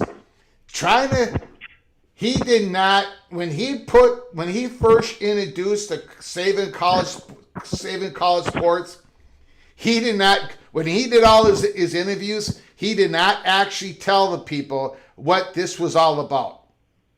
Right? It took Ross Dillinger's reporting to finally unveil what Cody Campbell was about, and that was government taking it over. That is not the rebel outpost. That is somebody gaming the system for his university at all costs. And this is the ultimate evidence of that. I, the true rebel outpost, was more harder than Drake Lindsay than anybody in the chat room for having a fake ID while he's drinking beer down in Arkansas. No, me and Cody, definitely not the same. Go ahead, sir. Rick, the floor is yours. Well, somebody said rebel, and I just felt compelled to call. Go ahead, sir. The more government intervention required, huh? Sure, like the NFL got it. That's why the NFL is so successful, because they got it. College football needs it, or the conferences are going to have to go in their silos. Right. They need it, but they need it your way. They don't need it the Cruz Cantwell way. No, they can't have the Cruz Cantwell bill, because that doesn't even get you it. Because you're forcing conferences. It doesn't get you it. Okay, that's fine, Rick. I don't want to spend. Oh, fine, whatever. Okay, I'm just as guilty as Cruz and Cantwell. Go ahead. Part of being a rebel. Yeah. And then what we learned today was what you've known for a long time but refused to admit, that the NCAA rules and the NCAA guidelines, NCAA regulations, they're all worthless. Absolutely, unequivocally, they're worthless. And they have been. They have been for a long time. It just hasn't been shown. But over the past few years, it's been shown how worthless they are. And then lastly, when the gas bags from the University of Georgia and the athletic directors of Nebraska, when they talk their silo junk, and that's all it is. That's total junk. Rick, what do you want to have happen? I want one of the two to come out and put on paper what they want. No, I want you to put on paper what you want. I don't. I'm not the gas bag asking for the change. They're talking about the change. I could care less if they change or don't change. If they choose to change, bring it out and tell people what you're going to do. Come out with 111 pages of what you're going to do. AD from Nebraska, president from Georgia. Come out and tell people, what are you going to do? I think they're working on it. I think they're working on it. We're going into our silo. We're only going to play with one another. And you're still going to be in the NCAA following NCAA useless regulations, rules, and guidelines. Yeah, I think we'll get an answer to that by the end of the summer. Then don't say anything until there's an answer. Well, they were asked the question. You know, I'm sure Moorhead got 1,000 calls from 1,000 reporters, and he answered Ross Dellinger. He said that 100 times. Yeah. Yeah. The most useless sentence of all. We're going into our silo. We're going into our own conference. We're going to put a veil around ourselves and play one another. What do you want? What do you want the Southeastern Conference to do, Rick? How should they govern? Greg, I'm just asking you. Just a simple question. You ask me a lot of questions. I'm asking you a question.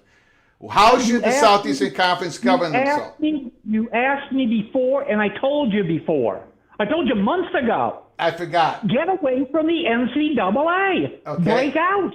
Got it. Okay. Destroy the NCAA. Okay. I think we're about there. We're getting closer.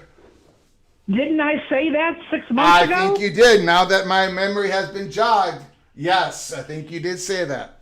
I gave you a whole conference alignment of how it would work Yes, you did. without NCAA intervention. And these people, they have been doing it since Austin. Here we are 6 years later, Greg, and they still only know how to kick the can down the road. Anything but make the hard choices that have to be made. Thank you. I got it. I appreciate it, Rick. Thank you for the call. It's a bad time to run out a zero sugar Sprite here. My cup is empty, almost empty. Thank you so much, Rick. I do appreciate it, sir. Thank you for the call.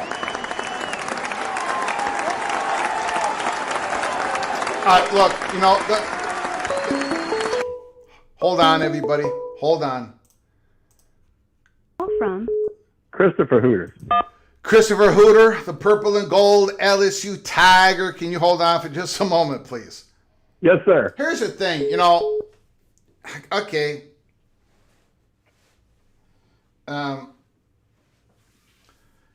Look, this silo is uncharted waters.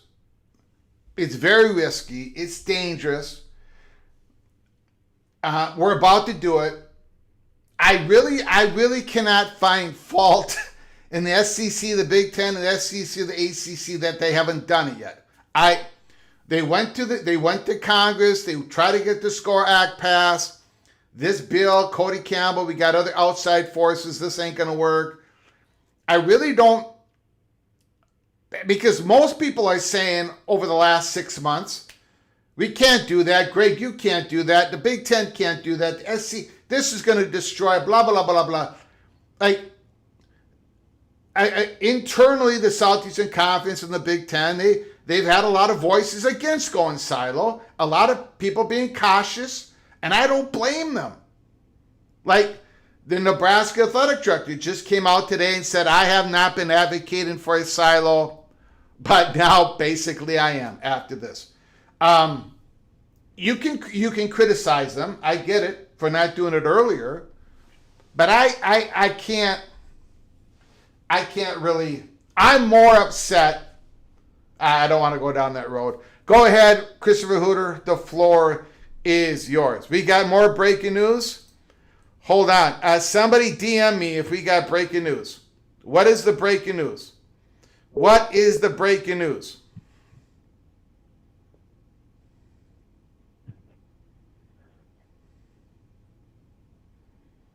Are we talking Brett McMurphy's tweet here?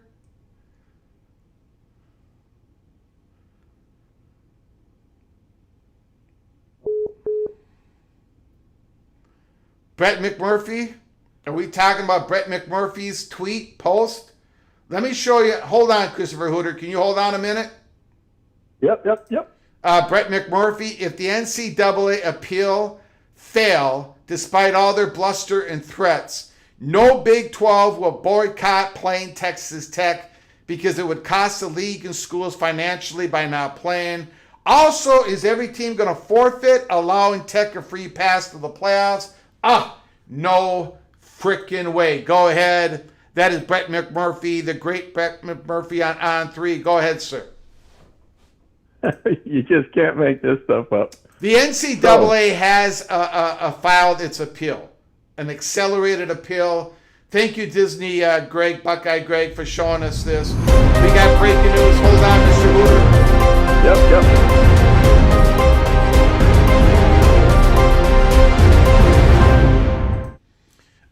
Heather Dinich, as expected, the NCAA has filed its appeal. Go ahead, Mr. Hooter. I appreciate it, sir. Well, okay. So he had a disease or an illness or a condition, a mental health condition, and he's been treated. I'm sorry, man.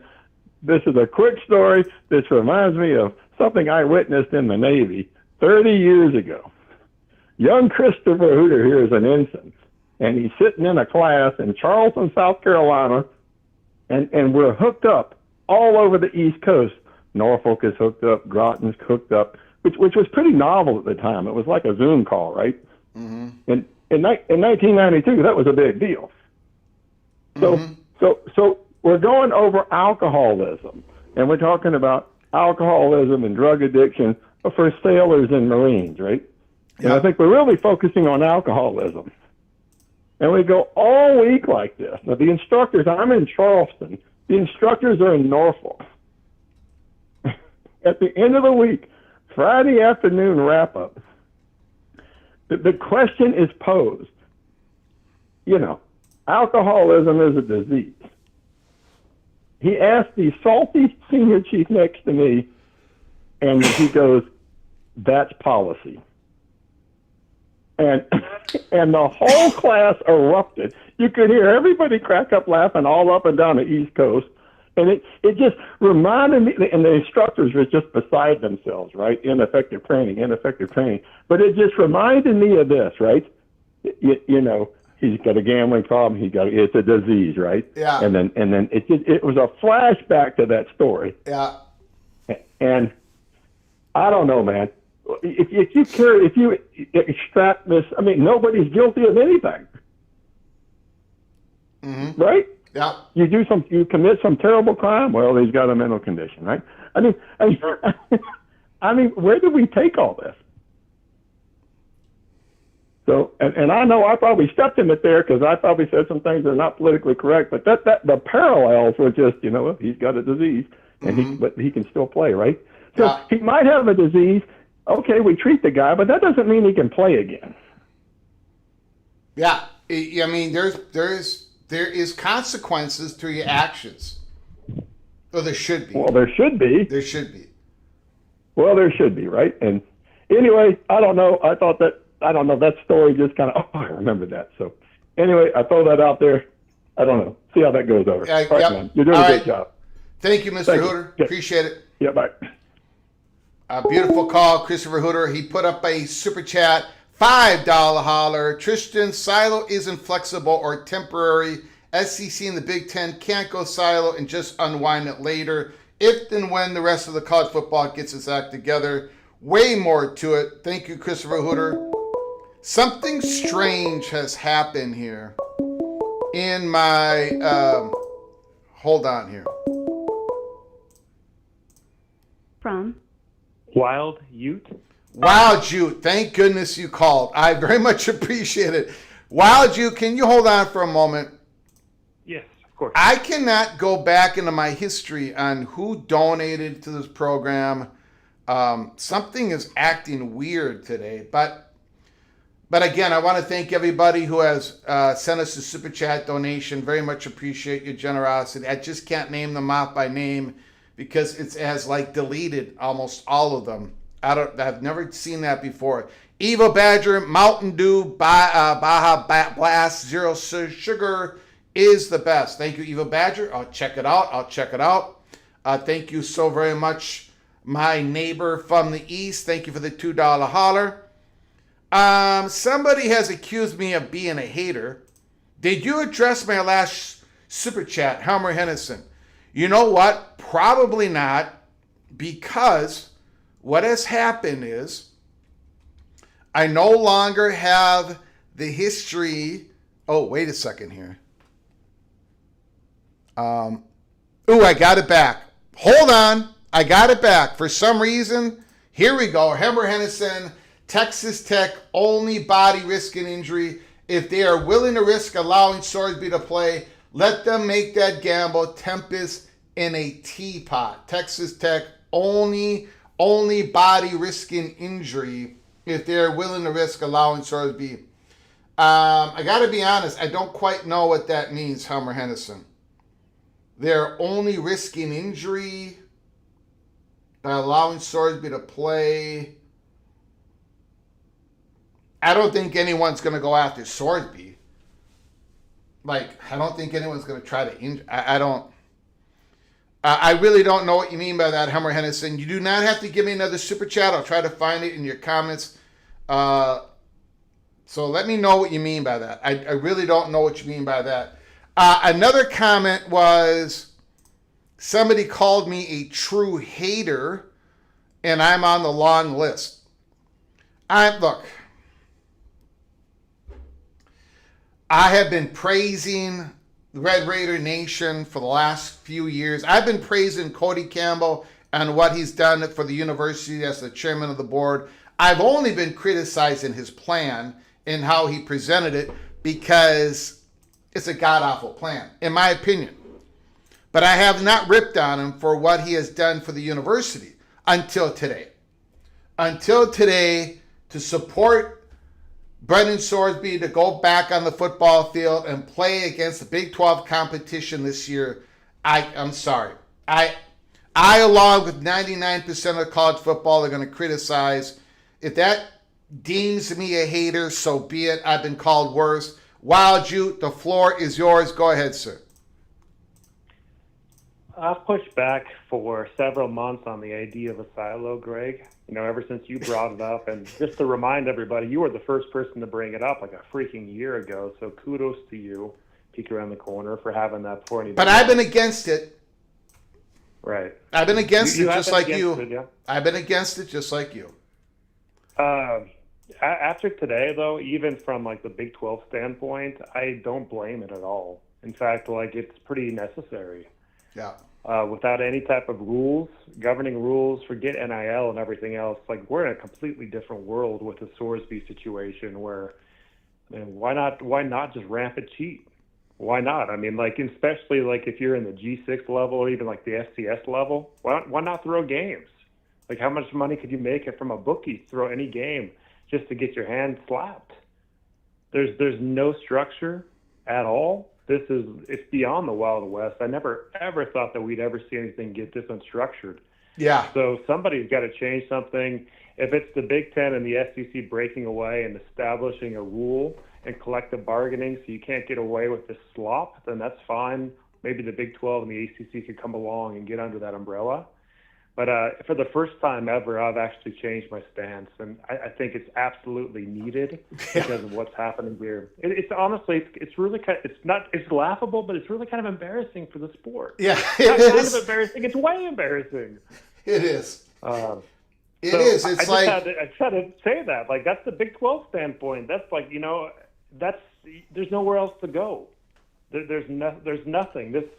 Is it even a game anymore, or is it just a charade that we're playing here? People can bet on the game. It's a joke. We've become a joke. We have become a joke.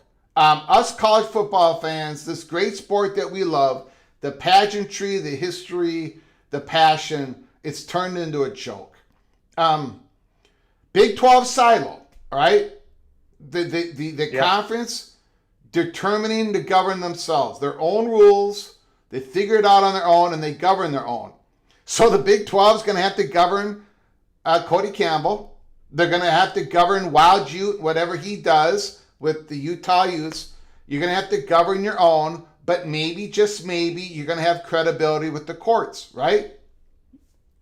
Yeah, and then there's going to be some consistency with the CBAs of these leagues, so you can play each other, right? And out of conference games and playoff games, and you're going to have some consistency there, with NIL and obviously with betting. I mean, seriously, like, it's basically remaking the NCAA within like your own CBA structure. It's got to go that way. The Big 12 needs their own Big 10, SEC. Yeah. I never thought we'd be here, but we are today. We are Greg, here. And so, what a shocking day. Collective bargaining, separate collective bargaining. Separate, like in the Big 12, you're going to have collective bargain for football and for basketball. That's where we are. That's where we are. It's unbelievable. No other way. Yeah, because that's the only way that you can actually enforce your own rules. And the biggest fear I have, Wild Youth. Now, this is my fear. This might not be anybody else's fear. This is my fear. I love college football, okay? I love every drop of it. I watch it. I do more watch parties than any other college football YouTube channel out there. I love it, right? I love watching all of it. If we go in our silos, here's the problem I see. We got the president of Georgia saying we're only going to play each other, right? I think we're going to, even though we might have the same rules and the same, all this stuff, I think that distrust is only going to get greater because we're going to be separate. We're not going to be meeting together in these Division I councils as much. We're going to be actually separate from each other more often than ever before. And I still think, even if we go in our silos and the Big Ten has its own enforcement arm, the SEC, the Big 12, and the ACC, I don't know if these conferences are going to trust that the other conferences are actually enforcing the rules that they create. You might have trust within your conference. BYU might trust Utah more than ever. Utah might trust BYU more than ever. But Utah and BYU, are they going to trust Pittsburgh and West Virginia more than ever? No, I don't think so. I think that type of trust is only going to evaporate even more. That is my worry. What's your thoughts on that, Wild Youth? I think that the Big Ten and the SEC need to come up with a boilerplate CBA that everybody else basically needs to capitulate to and sign. And then once that's in place, maybe you can have an agreement on a hierarchy to have some type of commissioner over like these conferences. So basically kind of like it's almost like a quasi NCAA, but actually through a CBA format. So but you might not get antitrust protection in the courts if you do all that coordination. That's the problem with that. True, right? So it's Yeah, it's not. There's no easy solutions. No. And, like it's super messy, but like you can't have this. Wait a second. This is unacceptable. Wild Youth, you got another minute here. Yeah. I need you to stay on the line. Hold on. Did you DM me that, Mr. Lucas? Did you DM me that? Hold on. Wait a second.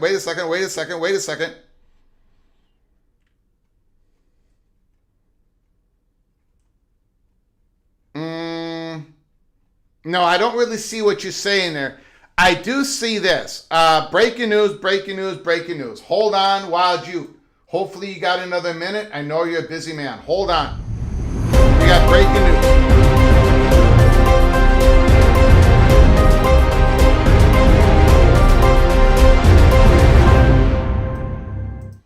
Ross Dellinger, athletic officials from the Nebraska and Georgia, has sent department-wide memos today instructing their coaches and sport deputies not to schedule Texas Tech.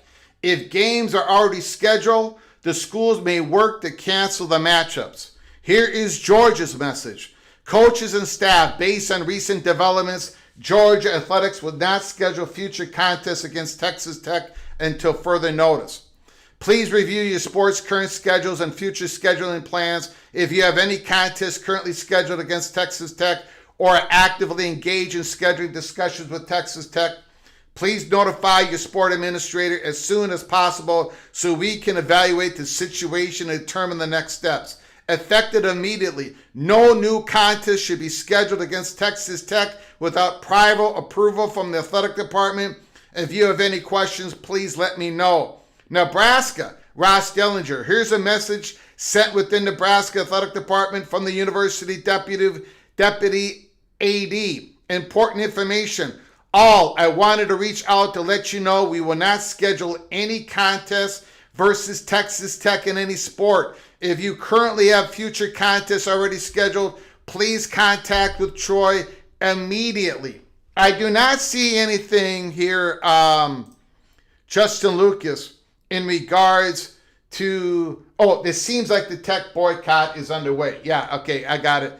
Wow, Jute, man, what do you think of that? What is Brett Yormark going to do, Wild Jute? If you had a guess, what can he do? What is he going to do? I think that he's going to try to suspend Sorsby for a few more games, but I don't think he can put him out all year. I really think that the Big 12 schools need to fight back on this too, and I know McMurphy said there's no way that they would because they lose a lot of money. But, Greg, this is unacceptable.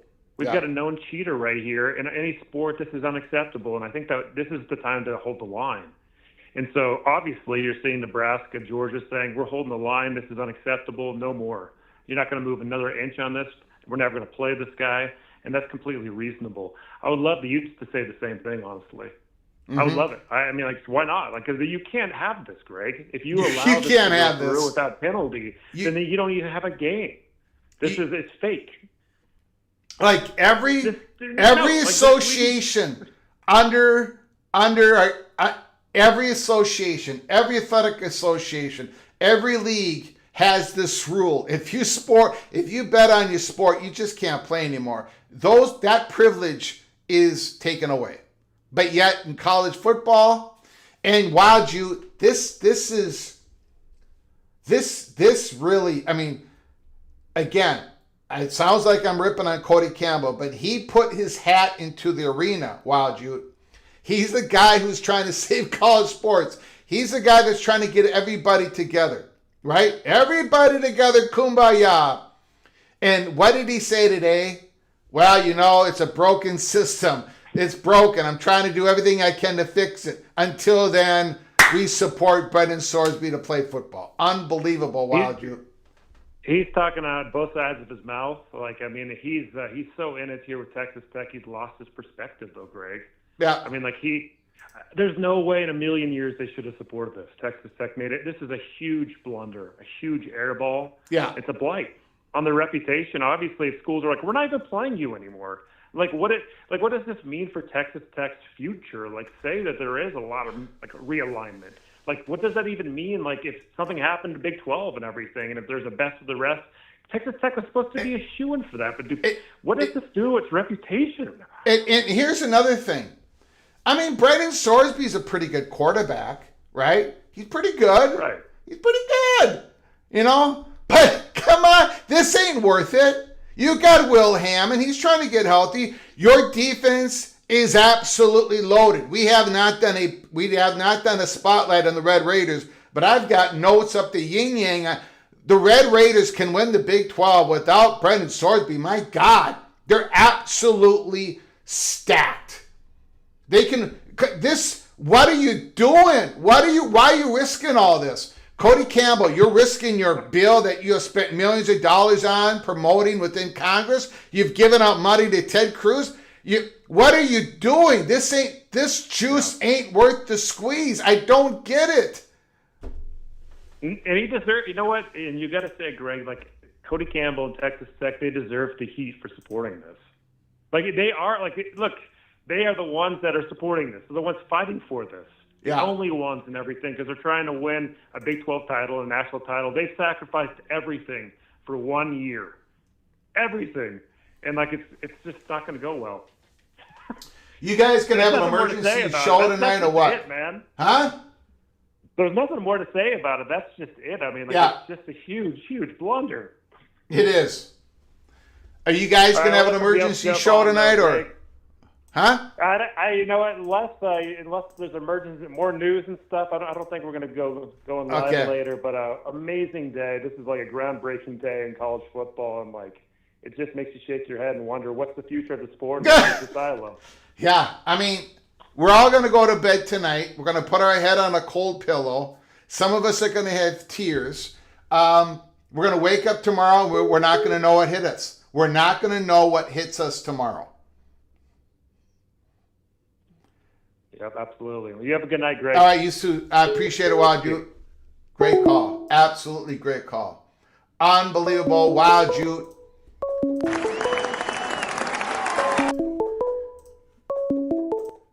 Call from Larry Andrews. Larry Andrick, the man, the myth, the legend, Mr. Mountaineer. Congratulations. Going to the World Series, West Virginia. I tip my cap to you, sir. Great job, great job. The floor is yours. What do you got to say, Larry? What do you got to say? Well, thank you for that. We've been knocking on the door for a few years now. We finally got there. Yes, sir. That's great. Yep. But I'll tell you, remember about a year and a half ago or so, I told you what I thought about what was going to happen to college football, or everybody was going to go their own way. I still think there's only one way to save college football. And I think Congress has to say, this college, what is it, where they go through, the courts now has gone through this place where they have to go through to get their NIL deals. NIL goal, yep. Yeah. I think if they set up a place like that where Congress says, okay, you're going to have the final decision, okay, on college sports. The rules get maybe, 10, get a commissioner and maybe 10 people that really are knowledgeable on college football. Not congressmen. I don't want them involved at all. But 10 good not even professional, but good college people older that know football can make the rules and give them the power to run college football with the rider of the exemptions, and they can make the rules. The NCAA can still do their paperwork and crap like that, but give somebody with the knowledge of college football the power to make rules and make them so they can enforce them. They've got to. This Sorsby thing is the worst thing I've ever heard of. Yeah. I would have bet my house on this. Yeah, he never play again. But that might not be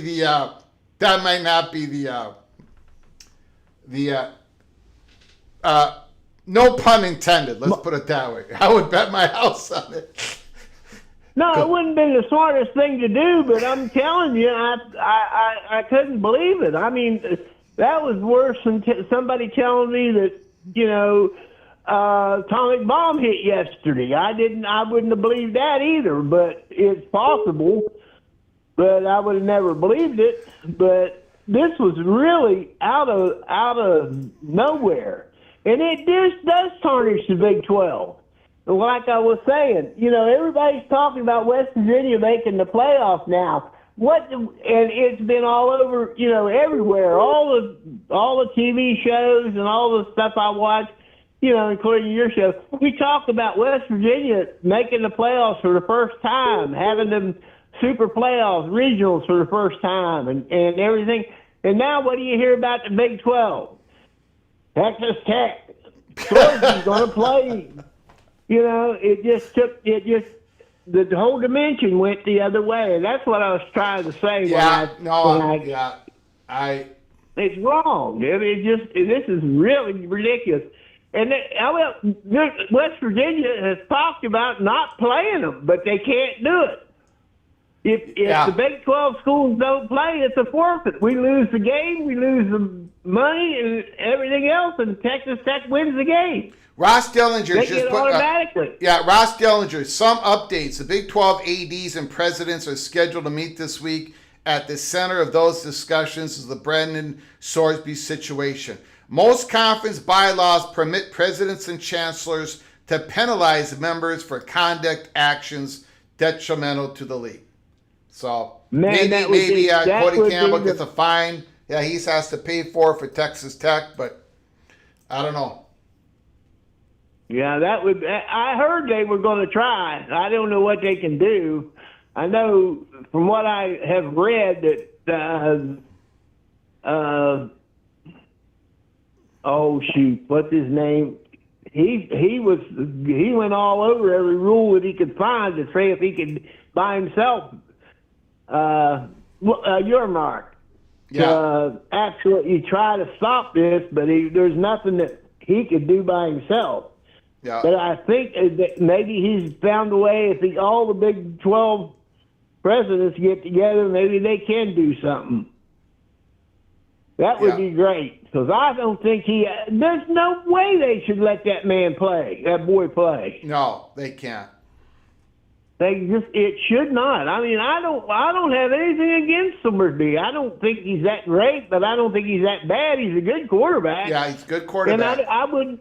And I wouldn't care if he played or not. You know, my own personal feelings, but I don't care who you are. If you break a rule that bad. In fact, I think Cincinnati should be punished for letting him play, you know, if they knew. Now, I'm not saying they did, but I will say they had probably a damn good idea they did, because last year the Big 12 had every school put on this, no gambling rules. Because I know that's how Iowa got caught with that. Yeah. And so I know Cincinnati should have got caught too with Sorsby. Yeah. But he might have been more careful. I don't know. But anyway, I just wanted to call and say thank you for what you said about West Virginia. I appreciate that. Well and deserved. I do think Congress should set up a committee that should make the rules and give them the right to shoot down any judge and anything else that comes up with these stupid rules or stupid decisions. I can't believe it. Yeah. I can't say he got a bribe, but man, I'm telling you, Yeah. it sure. I can't think of any other reason. Yeah. That was unreal. And thank you very much for taking my call, Greg. I really love your show. I appreciate it, Larry. I love you too, sir. Thank you very much. And I'll stay a member as long as you're staying on. I think I'm in the 20-some months now, almost 30 months. I am staying on until the good Lord calls me home, Larry. I won't make it that long because I'm 80 years old. Well, I don't have much time left, so we're gonna burn the candle at both ends, talking college football, you and me, Larry, until it's all over. You got it. All right. Take care, my friend. All righty. Bye-bye.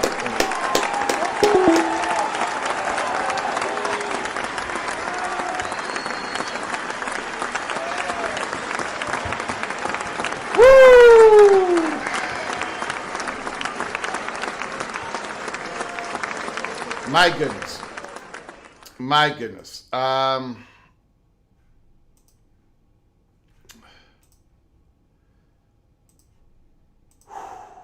What a day.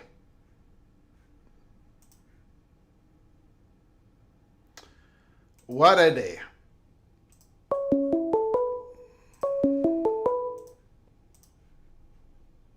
Call from John Grove. John Grove. Thanks for calling, sir. The floor is yours. Boy, it's been quite the day, huh, Flug? Yeah, it has. Oh, it's been 2 live shows. RT is saying, "Bah, what did I miss?" Oh man, what a day. Go ahead, sir. Who shall tell him? Who shall tell him? Do you know how bad you have to screw up to get Gene Taylor that fired up? Oh yeah.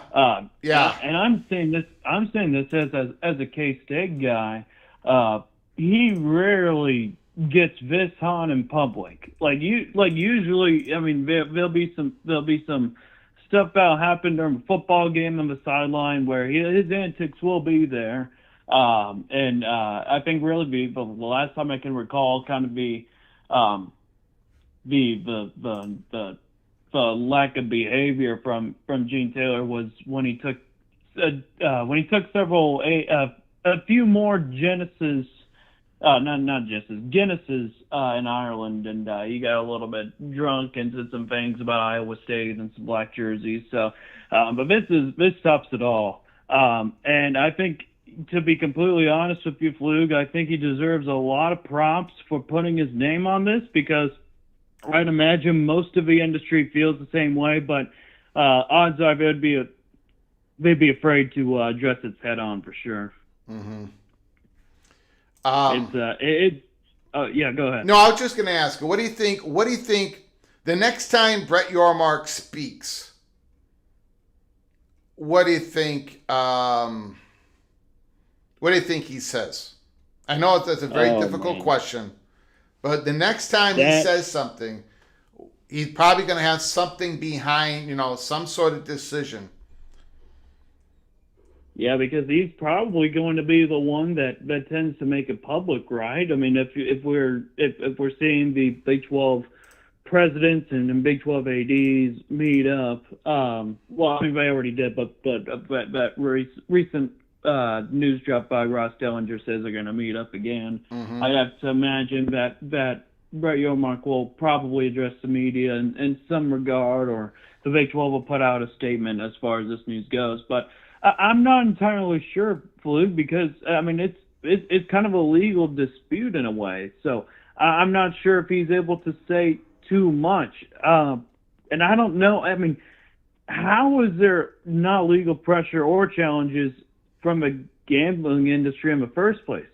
Because I honestly don't know where to go with this. I think the thing that he certainly needs to do is corral this quickly and try and do so with the support of the rest of the conference members. I don't know how extreme it could get, but we've seen some crazier things, and now we're starting to see some more ADs talk about it. The Utah AD and Mark Harlan talked about it. I think an anonymous AD talked about it today.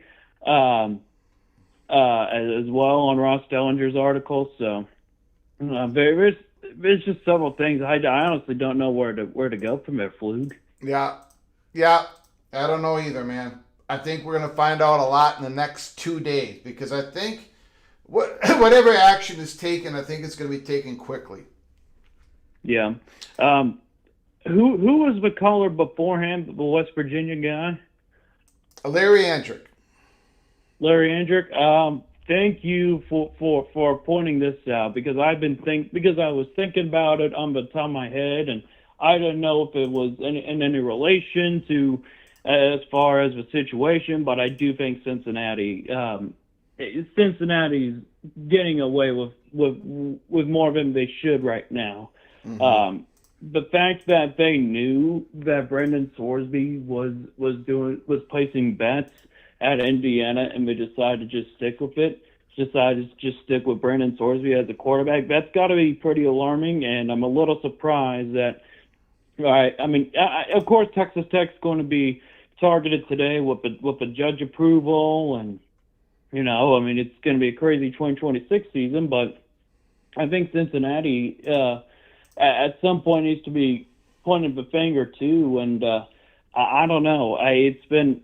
It was kind of a shady deal there. The fact that you're able to just retain a quarterback after all these allegations, and you knew about it. You knew about it too. It just throws me off the rails. And another thing too is because what was he dealing with before the gambling allegations came up? It was a $1 million buyout with his contract to get from Cincinnati to Texas Tech. Well, he didn't pay the $1 million to get out of Cincinnati. He didn't pay the $1 million for his contract, and I think they had to settle in court. I think, but I believe Cincinnati. Yeah. If I'd have to guess right now, I think the first sign of things dropping with the with the gambling allegations, I think it came from the Cincinnati camp because I think they knew about this on firsthand, and I'm a little surprised that there hasn't been much further of approach as far as that goes either. So I don't know. Yep. I don't know. Yeah. All right, man. I appreciate the That's call, a good John point. Grove. Yep. No worries. Take care, Flug. Have a good one. You got it. Beautiful.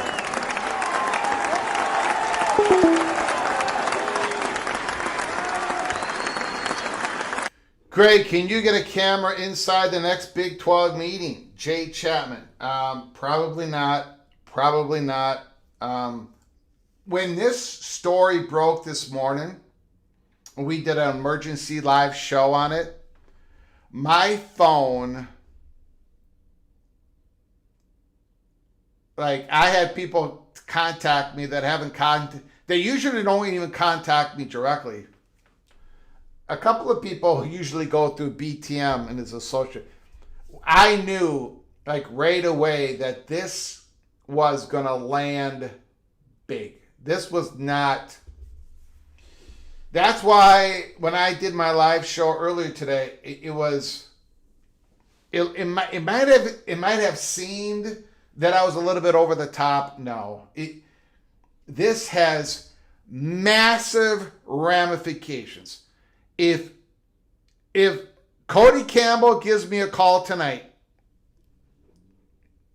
not a chance, but if Cody Campbell gives me a call tonight, my advice for him, my advice would be, you know what? Give the young man $2.5 million and send him on his way. Make sure that Texas Tech is there to support him in his gambling addiction. Whatever he needs, give him half the $5 million, even though he's not playing, and make a public statement he's not going to set foot on the football field. Helmer Hennison said in a super chat earlier today that I failed to really cover appropriately, so I apologize, Helmer Hennison. Let me see if I can put it up on the board here. Texas Tech is only body risk an injury if they're willing to risk allowing Sorsby to play.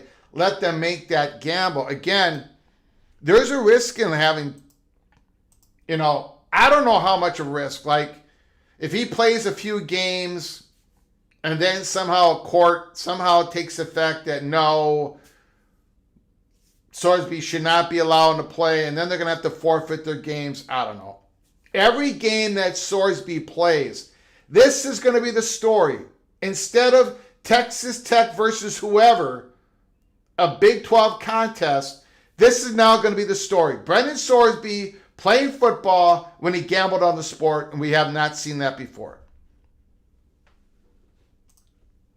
West Virginia is filled with great people. Heartbreak 25, absolutely. Thank you for the $2 holler. We've got Kenneth Maynor, the Pirate Gator Maynor. If Florida State can be left out of the CFP with an injured quarterback, Texas Tech can be left out for a gambling quarterback. Woo, boy.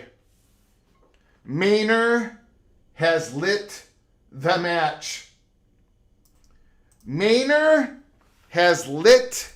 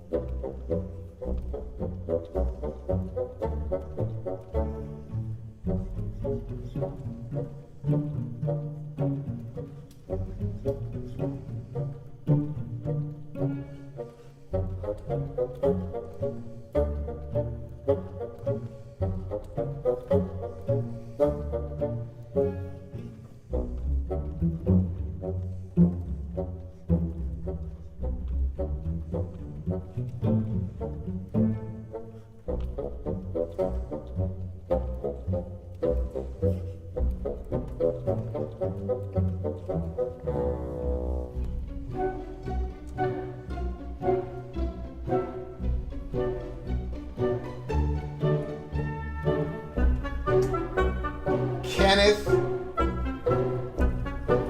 Maynard. If Florida State can be left out of the CFP with an injured quarterback, Texas Tech can be left out for a gambling quarterback.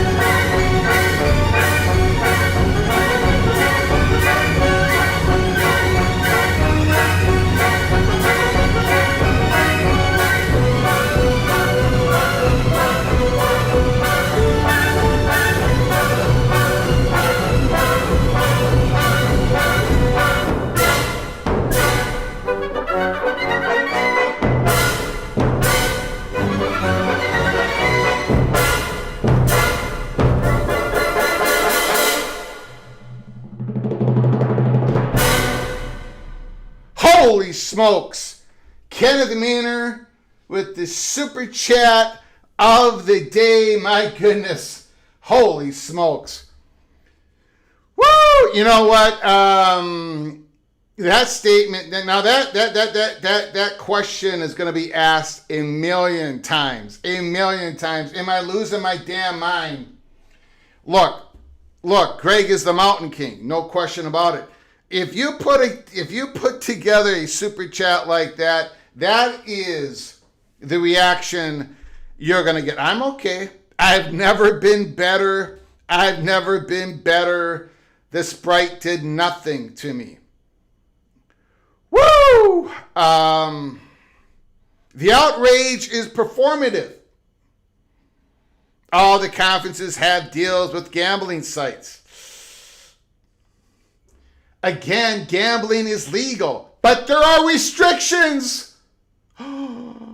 There's student athletes that can't bet on their own sport. An announcer can't bet on a game that he's announcing. There are restrictions. Oh my gosh. There are restrictions. Boy. Thank you, Kenneth Maynard. Appreciate it. All right, everybody. I want to thank everybody who's joined us today for our second live show. Jacoba Cat, Heartbreak, Jeremy Nork, Jacoba Cat once again, Preston from Greensboro, North Carolina, Kenneth Maynard, Mohr After Dark, Hammer Hennison, the incredible, edible, Bill G, Noah Berman, Larry Andrew, Christopher Hooter, Eva Badger, Hammer Hennison, Heartbreak 25, Kenneth Maynard, and the Irishman. Silo, I know what it means for Notre Dame, but this is stupid. Let's go Big Ten. Get it done. I mean, if that doesn't show you you've got an Irishman who doesn't want anything to do with the Big Ten, throwing his hands up in the air and saying, this is going silo. I mean, there is no other option. As dangerous as it is. And it is dangerous. I'm telling you, it is scary. It's scary to go down this way. And we're going to talk about it every day for the next how many months? This is scary. And if we go in our own silos, I mean, what choice is Notre Dame? I don't know. Maybe they can... I don't know what Notre Dame's going to... We've been talking about the walls closing in on Notre Dame, but I did not anticipate this. This is not the peak around the corner that I've been delivering for the last couple of years.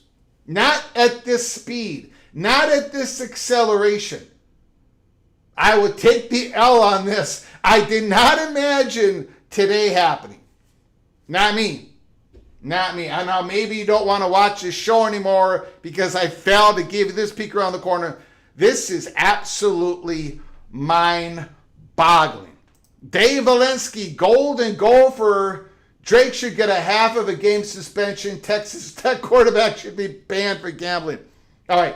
Drake Lindsay, I got a lot of trouble with a lot of Gopher fans because I think he should get a game suspension against mighty Eastern Illinois. I think that's a sacrifice.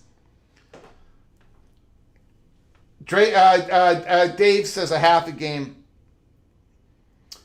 Something's got to be done. I mean, Drake Lindsay, everything's going to be okay. Fake ID. Let's get past it. Minor setback for a major comeback. A 2-game suspension for betting on the sport you play 40 bleeping times. Unbelievable. Texas Tech. Pull back. Check yourself. Take a step backward. This juice is not worth the squeeze. The Red Raiders can win the Big 12 championship with Will Hammond.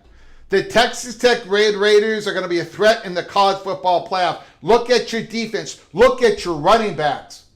You've got 3 of them. You're stacked. You don't need this. What are you doing, Cody Campbell? What are you doing? And the Big 12, Brett Yormark, that's going to be the story for the next couple of days. Unless the Red Raiders take a step back from the abyss. The Big 12 is the next story. What is the Big 12 going to do? What is Brett Yormark going to do? I'm going to give you a little bit of a hint, wink on this. If you have an athletic director come out, like Kansas State athletic director Mr. Taylor, and said what he said in public, the words that he used, you do not do that. You do not go out like that. A long-time athletic director does not do that unless he's got people in back of him, other athletic directors in the conferences, saying the same thing, using the same language. They've talked about it. They know. Look, this is a big, big deal inside the Big 12, outside the Big 12 as well. But first, we're going to concentrate on what happens in the Big 12. Look, I came down hard on Michigan. Everybody, all you people know it. I had live show after live show. I did a PATC rendition of Conner Stallions wearing your sunglasses at night. I mocked them. I went down hard in Michigan. So I am not speaking from both sides of my mouth. The Big 12 has got at least, I don't know what type of space Yormark has in the Big 12 bylaws, but he's got to come out and do something. It might be only a little bit because he might not have any other power. Right? He has just a little bit to do something about this. He might not be able to, he might not be able to even extend more suspension for Brendan Sorsby. He might not have that power. I know I've had a lawyer tell me to look at section bylaw 3.6 or something. I'm going to have to look at it again. Big 12 bylaw 3.6. I'm going to have to take a look at it when I get a chance. But anyways, I appreciate all you joining us. I thank you very much. I appreciate all of you. We'll get back at it tomorrow. Live show tomorrow. Before you leave, smash that like button if you liked our content. Even if you completely disagreed with me, but you liked my dancing at the end of the program, please smash that like button. It helps us with the algorithm of YouTube so very much. Become a member if you're not a member. Ring that notification bell. We're going to come out with an early peek Cloak and Dagger episode for members only, talking about the new Clemson president. It's getting a lot of fanfare out there. I ain't saying, but I'm saying. So we're going to talk about that. So if you want to become a member of our program, to watch that only members video tomorrow morning, go to the description box below the video, hit that link and become a member. And we've got a super chat from the one and only, the purple and gold. The purple and gold.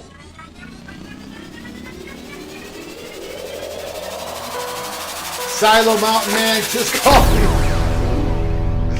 Silo Man just called me. He said he was at the base camp now with some paperwork to be signed for the SEC headquarters to give to the NCAA. He was asking what's up today. I hung up on him. We're gonna have to reinstitute the Silo Mountain, the SCC climber. We're gonna have to get back into the picture frame. We're gonna have to do that tomorrow. I do appreciate it. Thank you, OPD Don. Thank you once again for your incredible generosity. It wasn't sign stealing. It was in-person scouting. Anybody can steal signs. Anybody can steal hand signals. It was in-person scouting. It is illegal. And again, see, I get in trouble with Big Ten fans. I get in trouble with Texas Tech fans. I get in trouble with Golden Gopher fans. No. Cody Campbell is not the true rebel. This PATC is the true rebel outpost of all of college football. Join us tomorrow. Until next time, from all of us at PATC to all of you, please, y'all take great care of each other. And as always, God, family, Golden Gophers.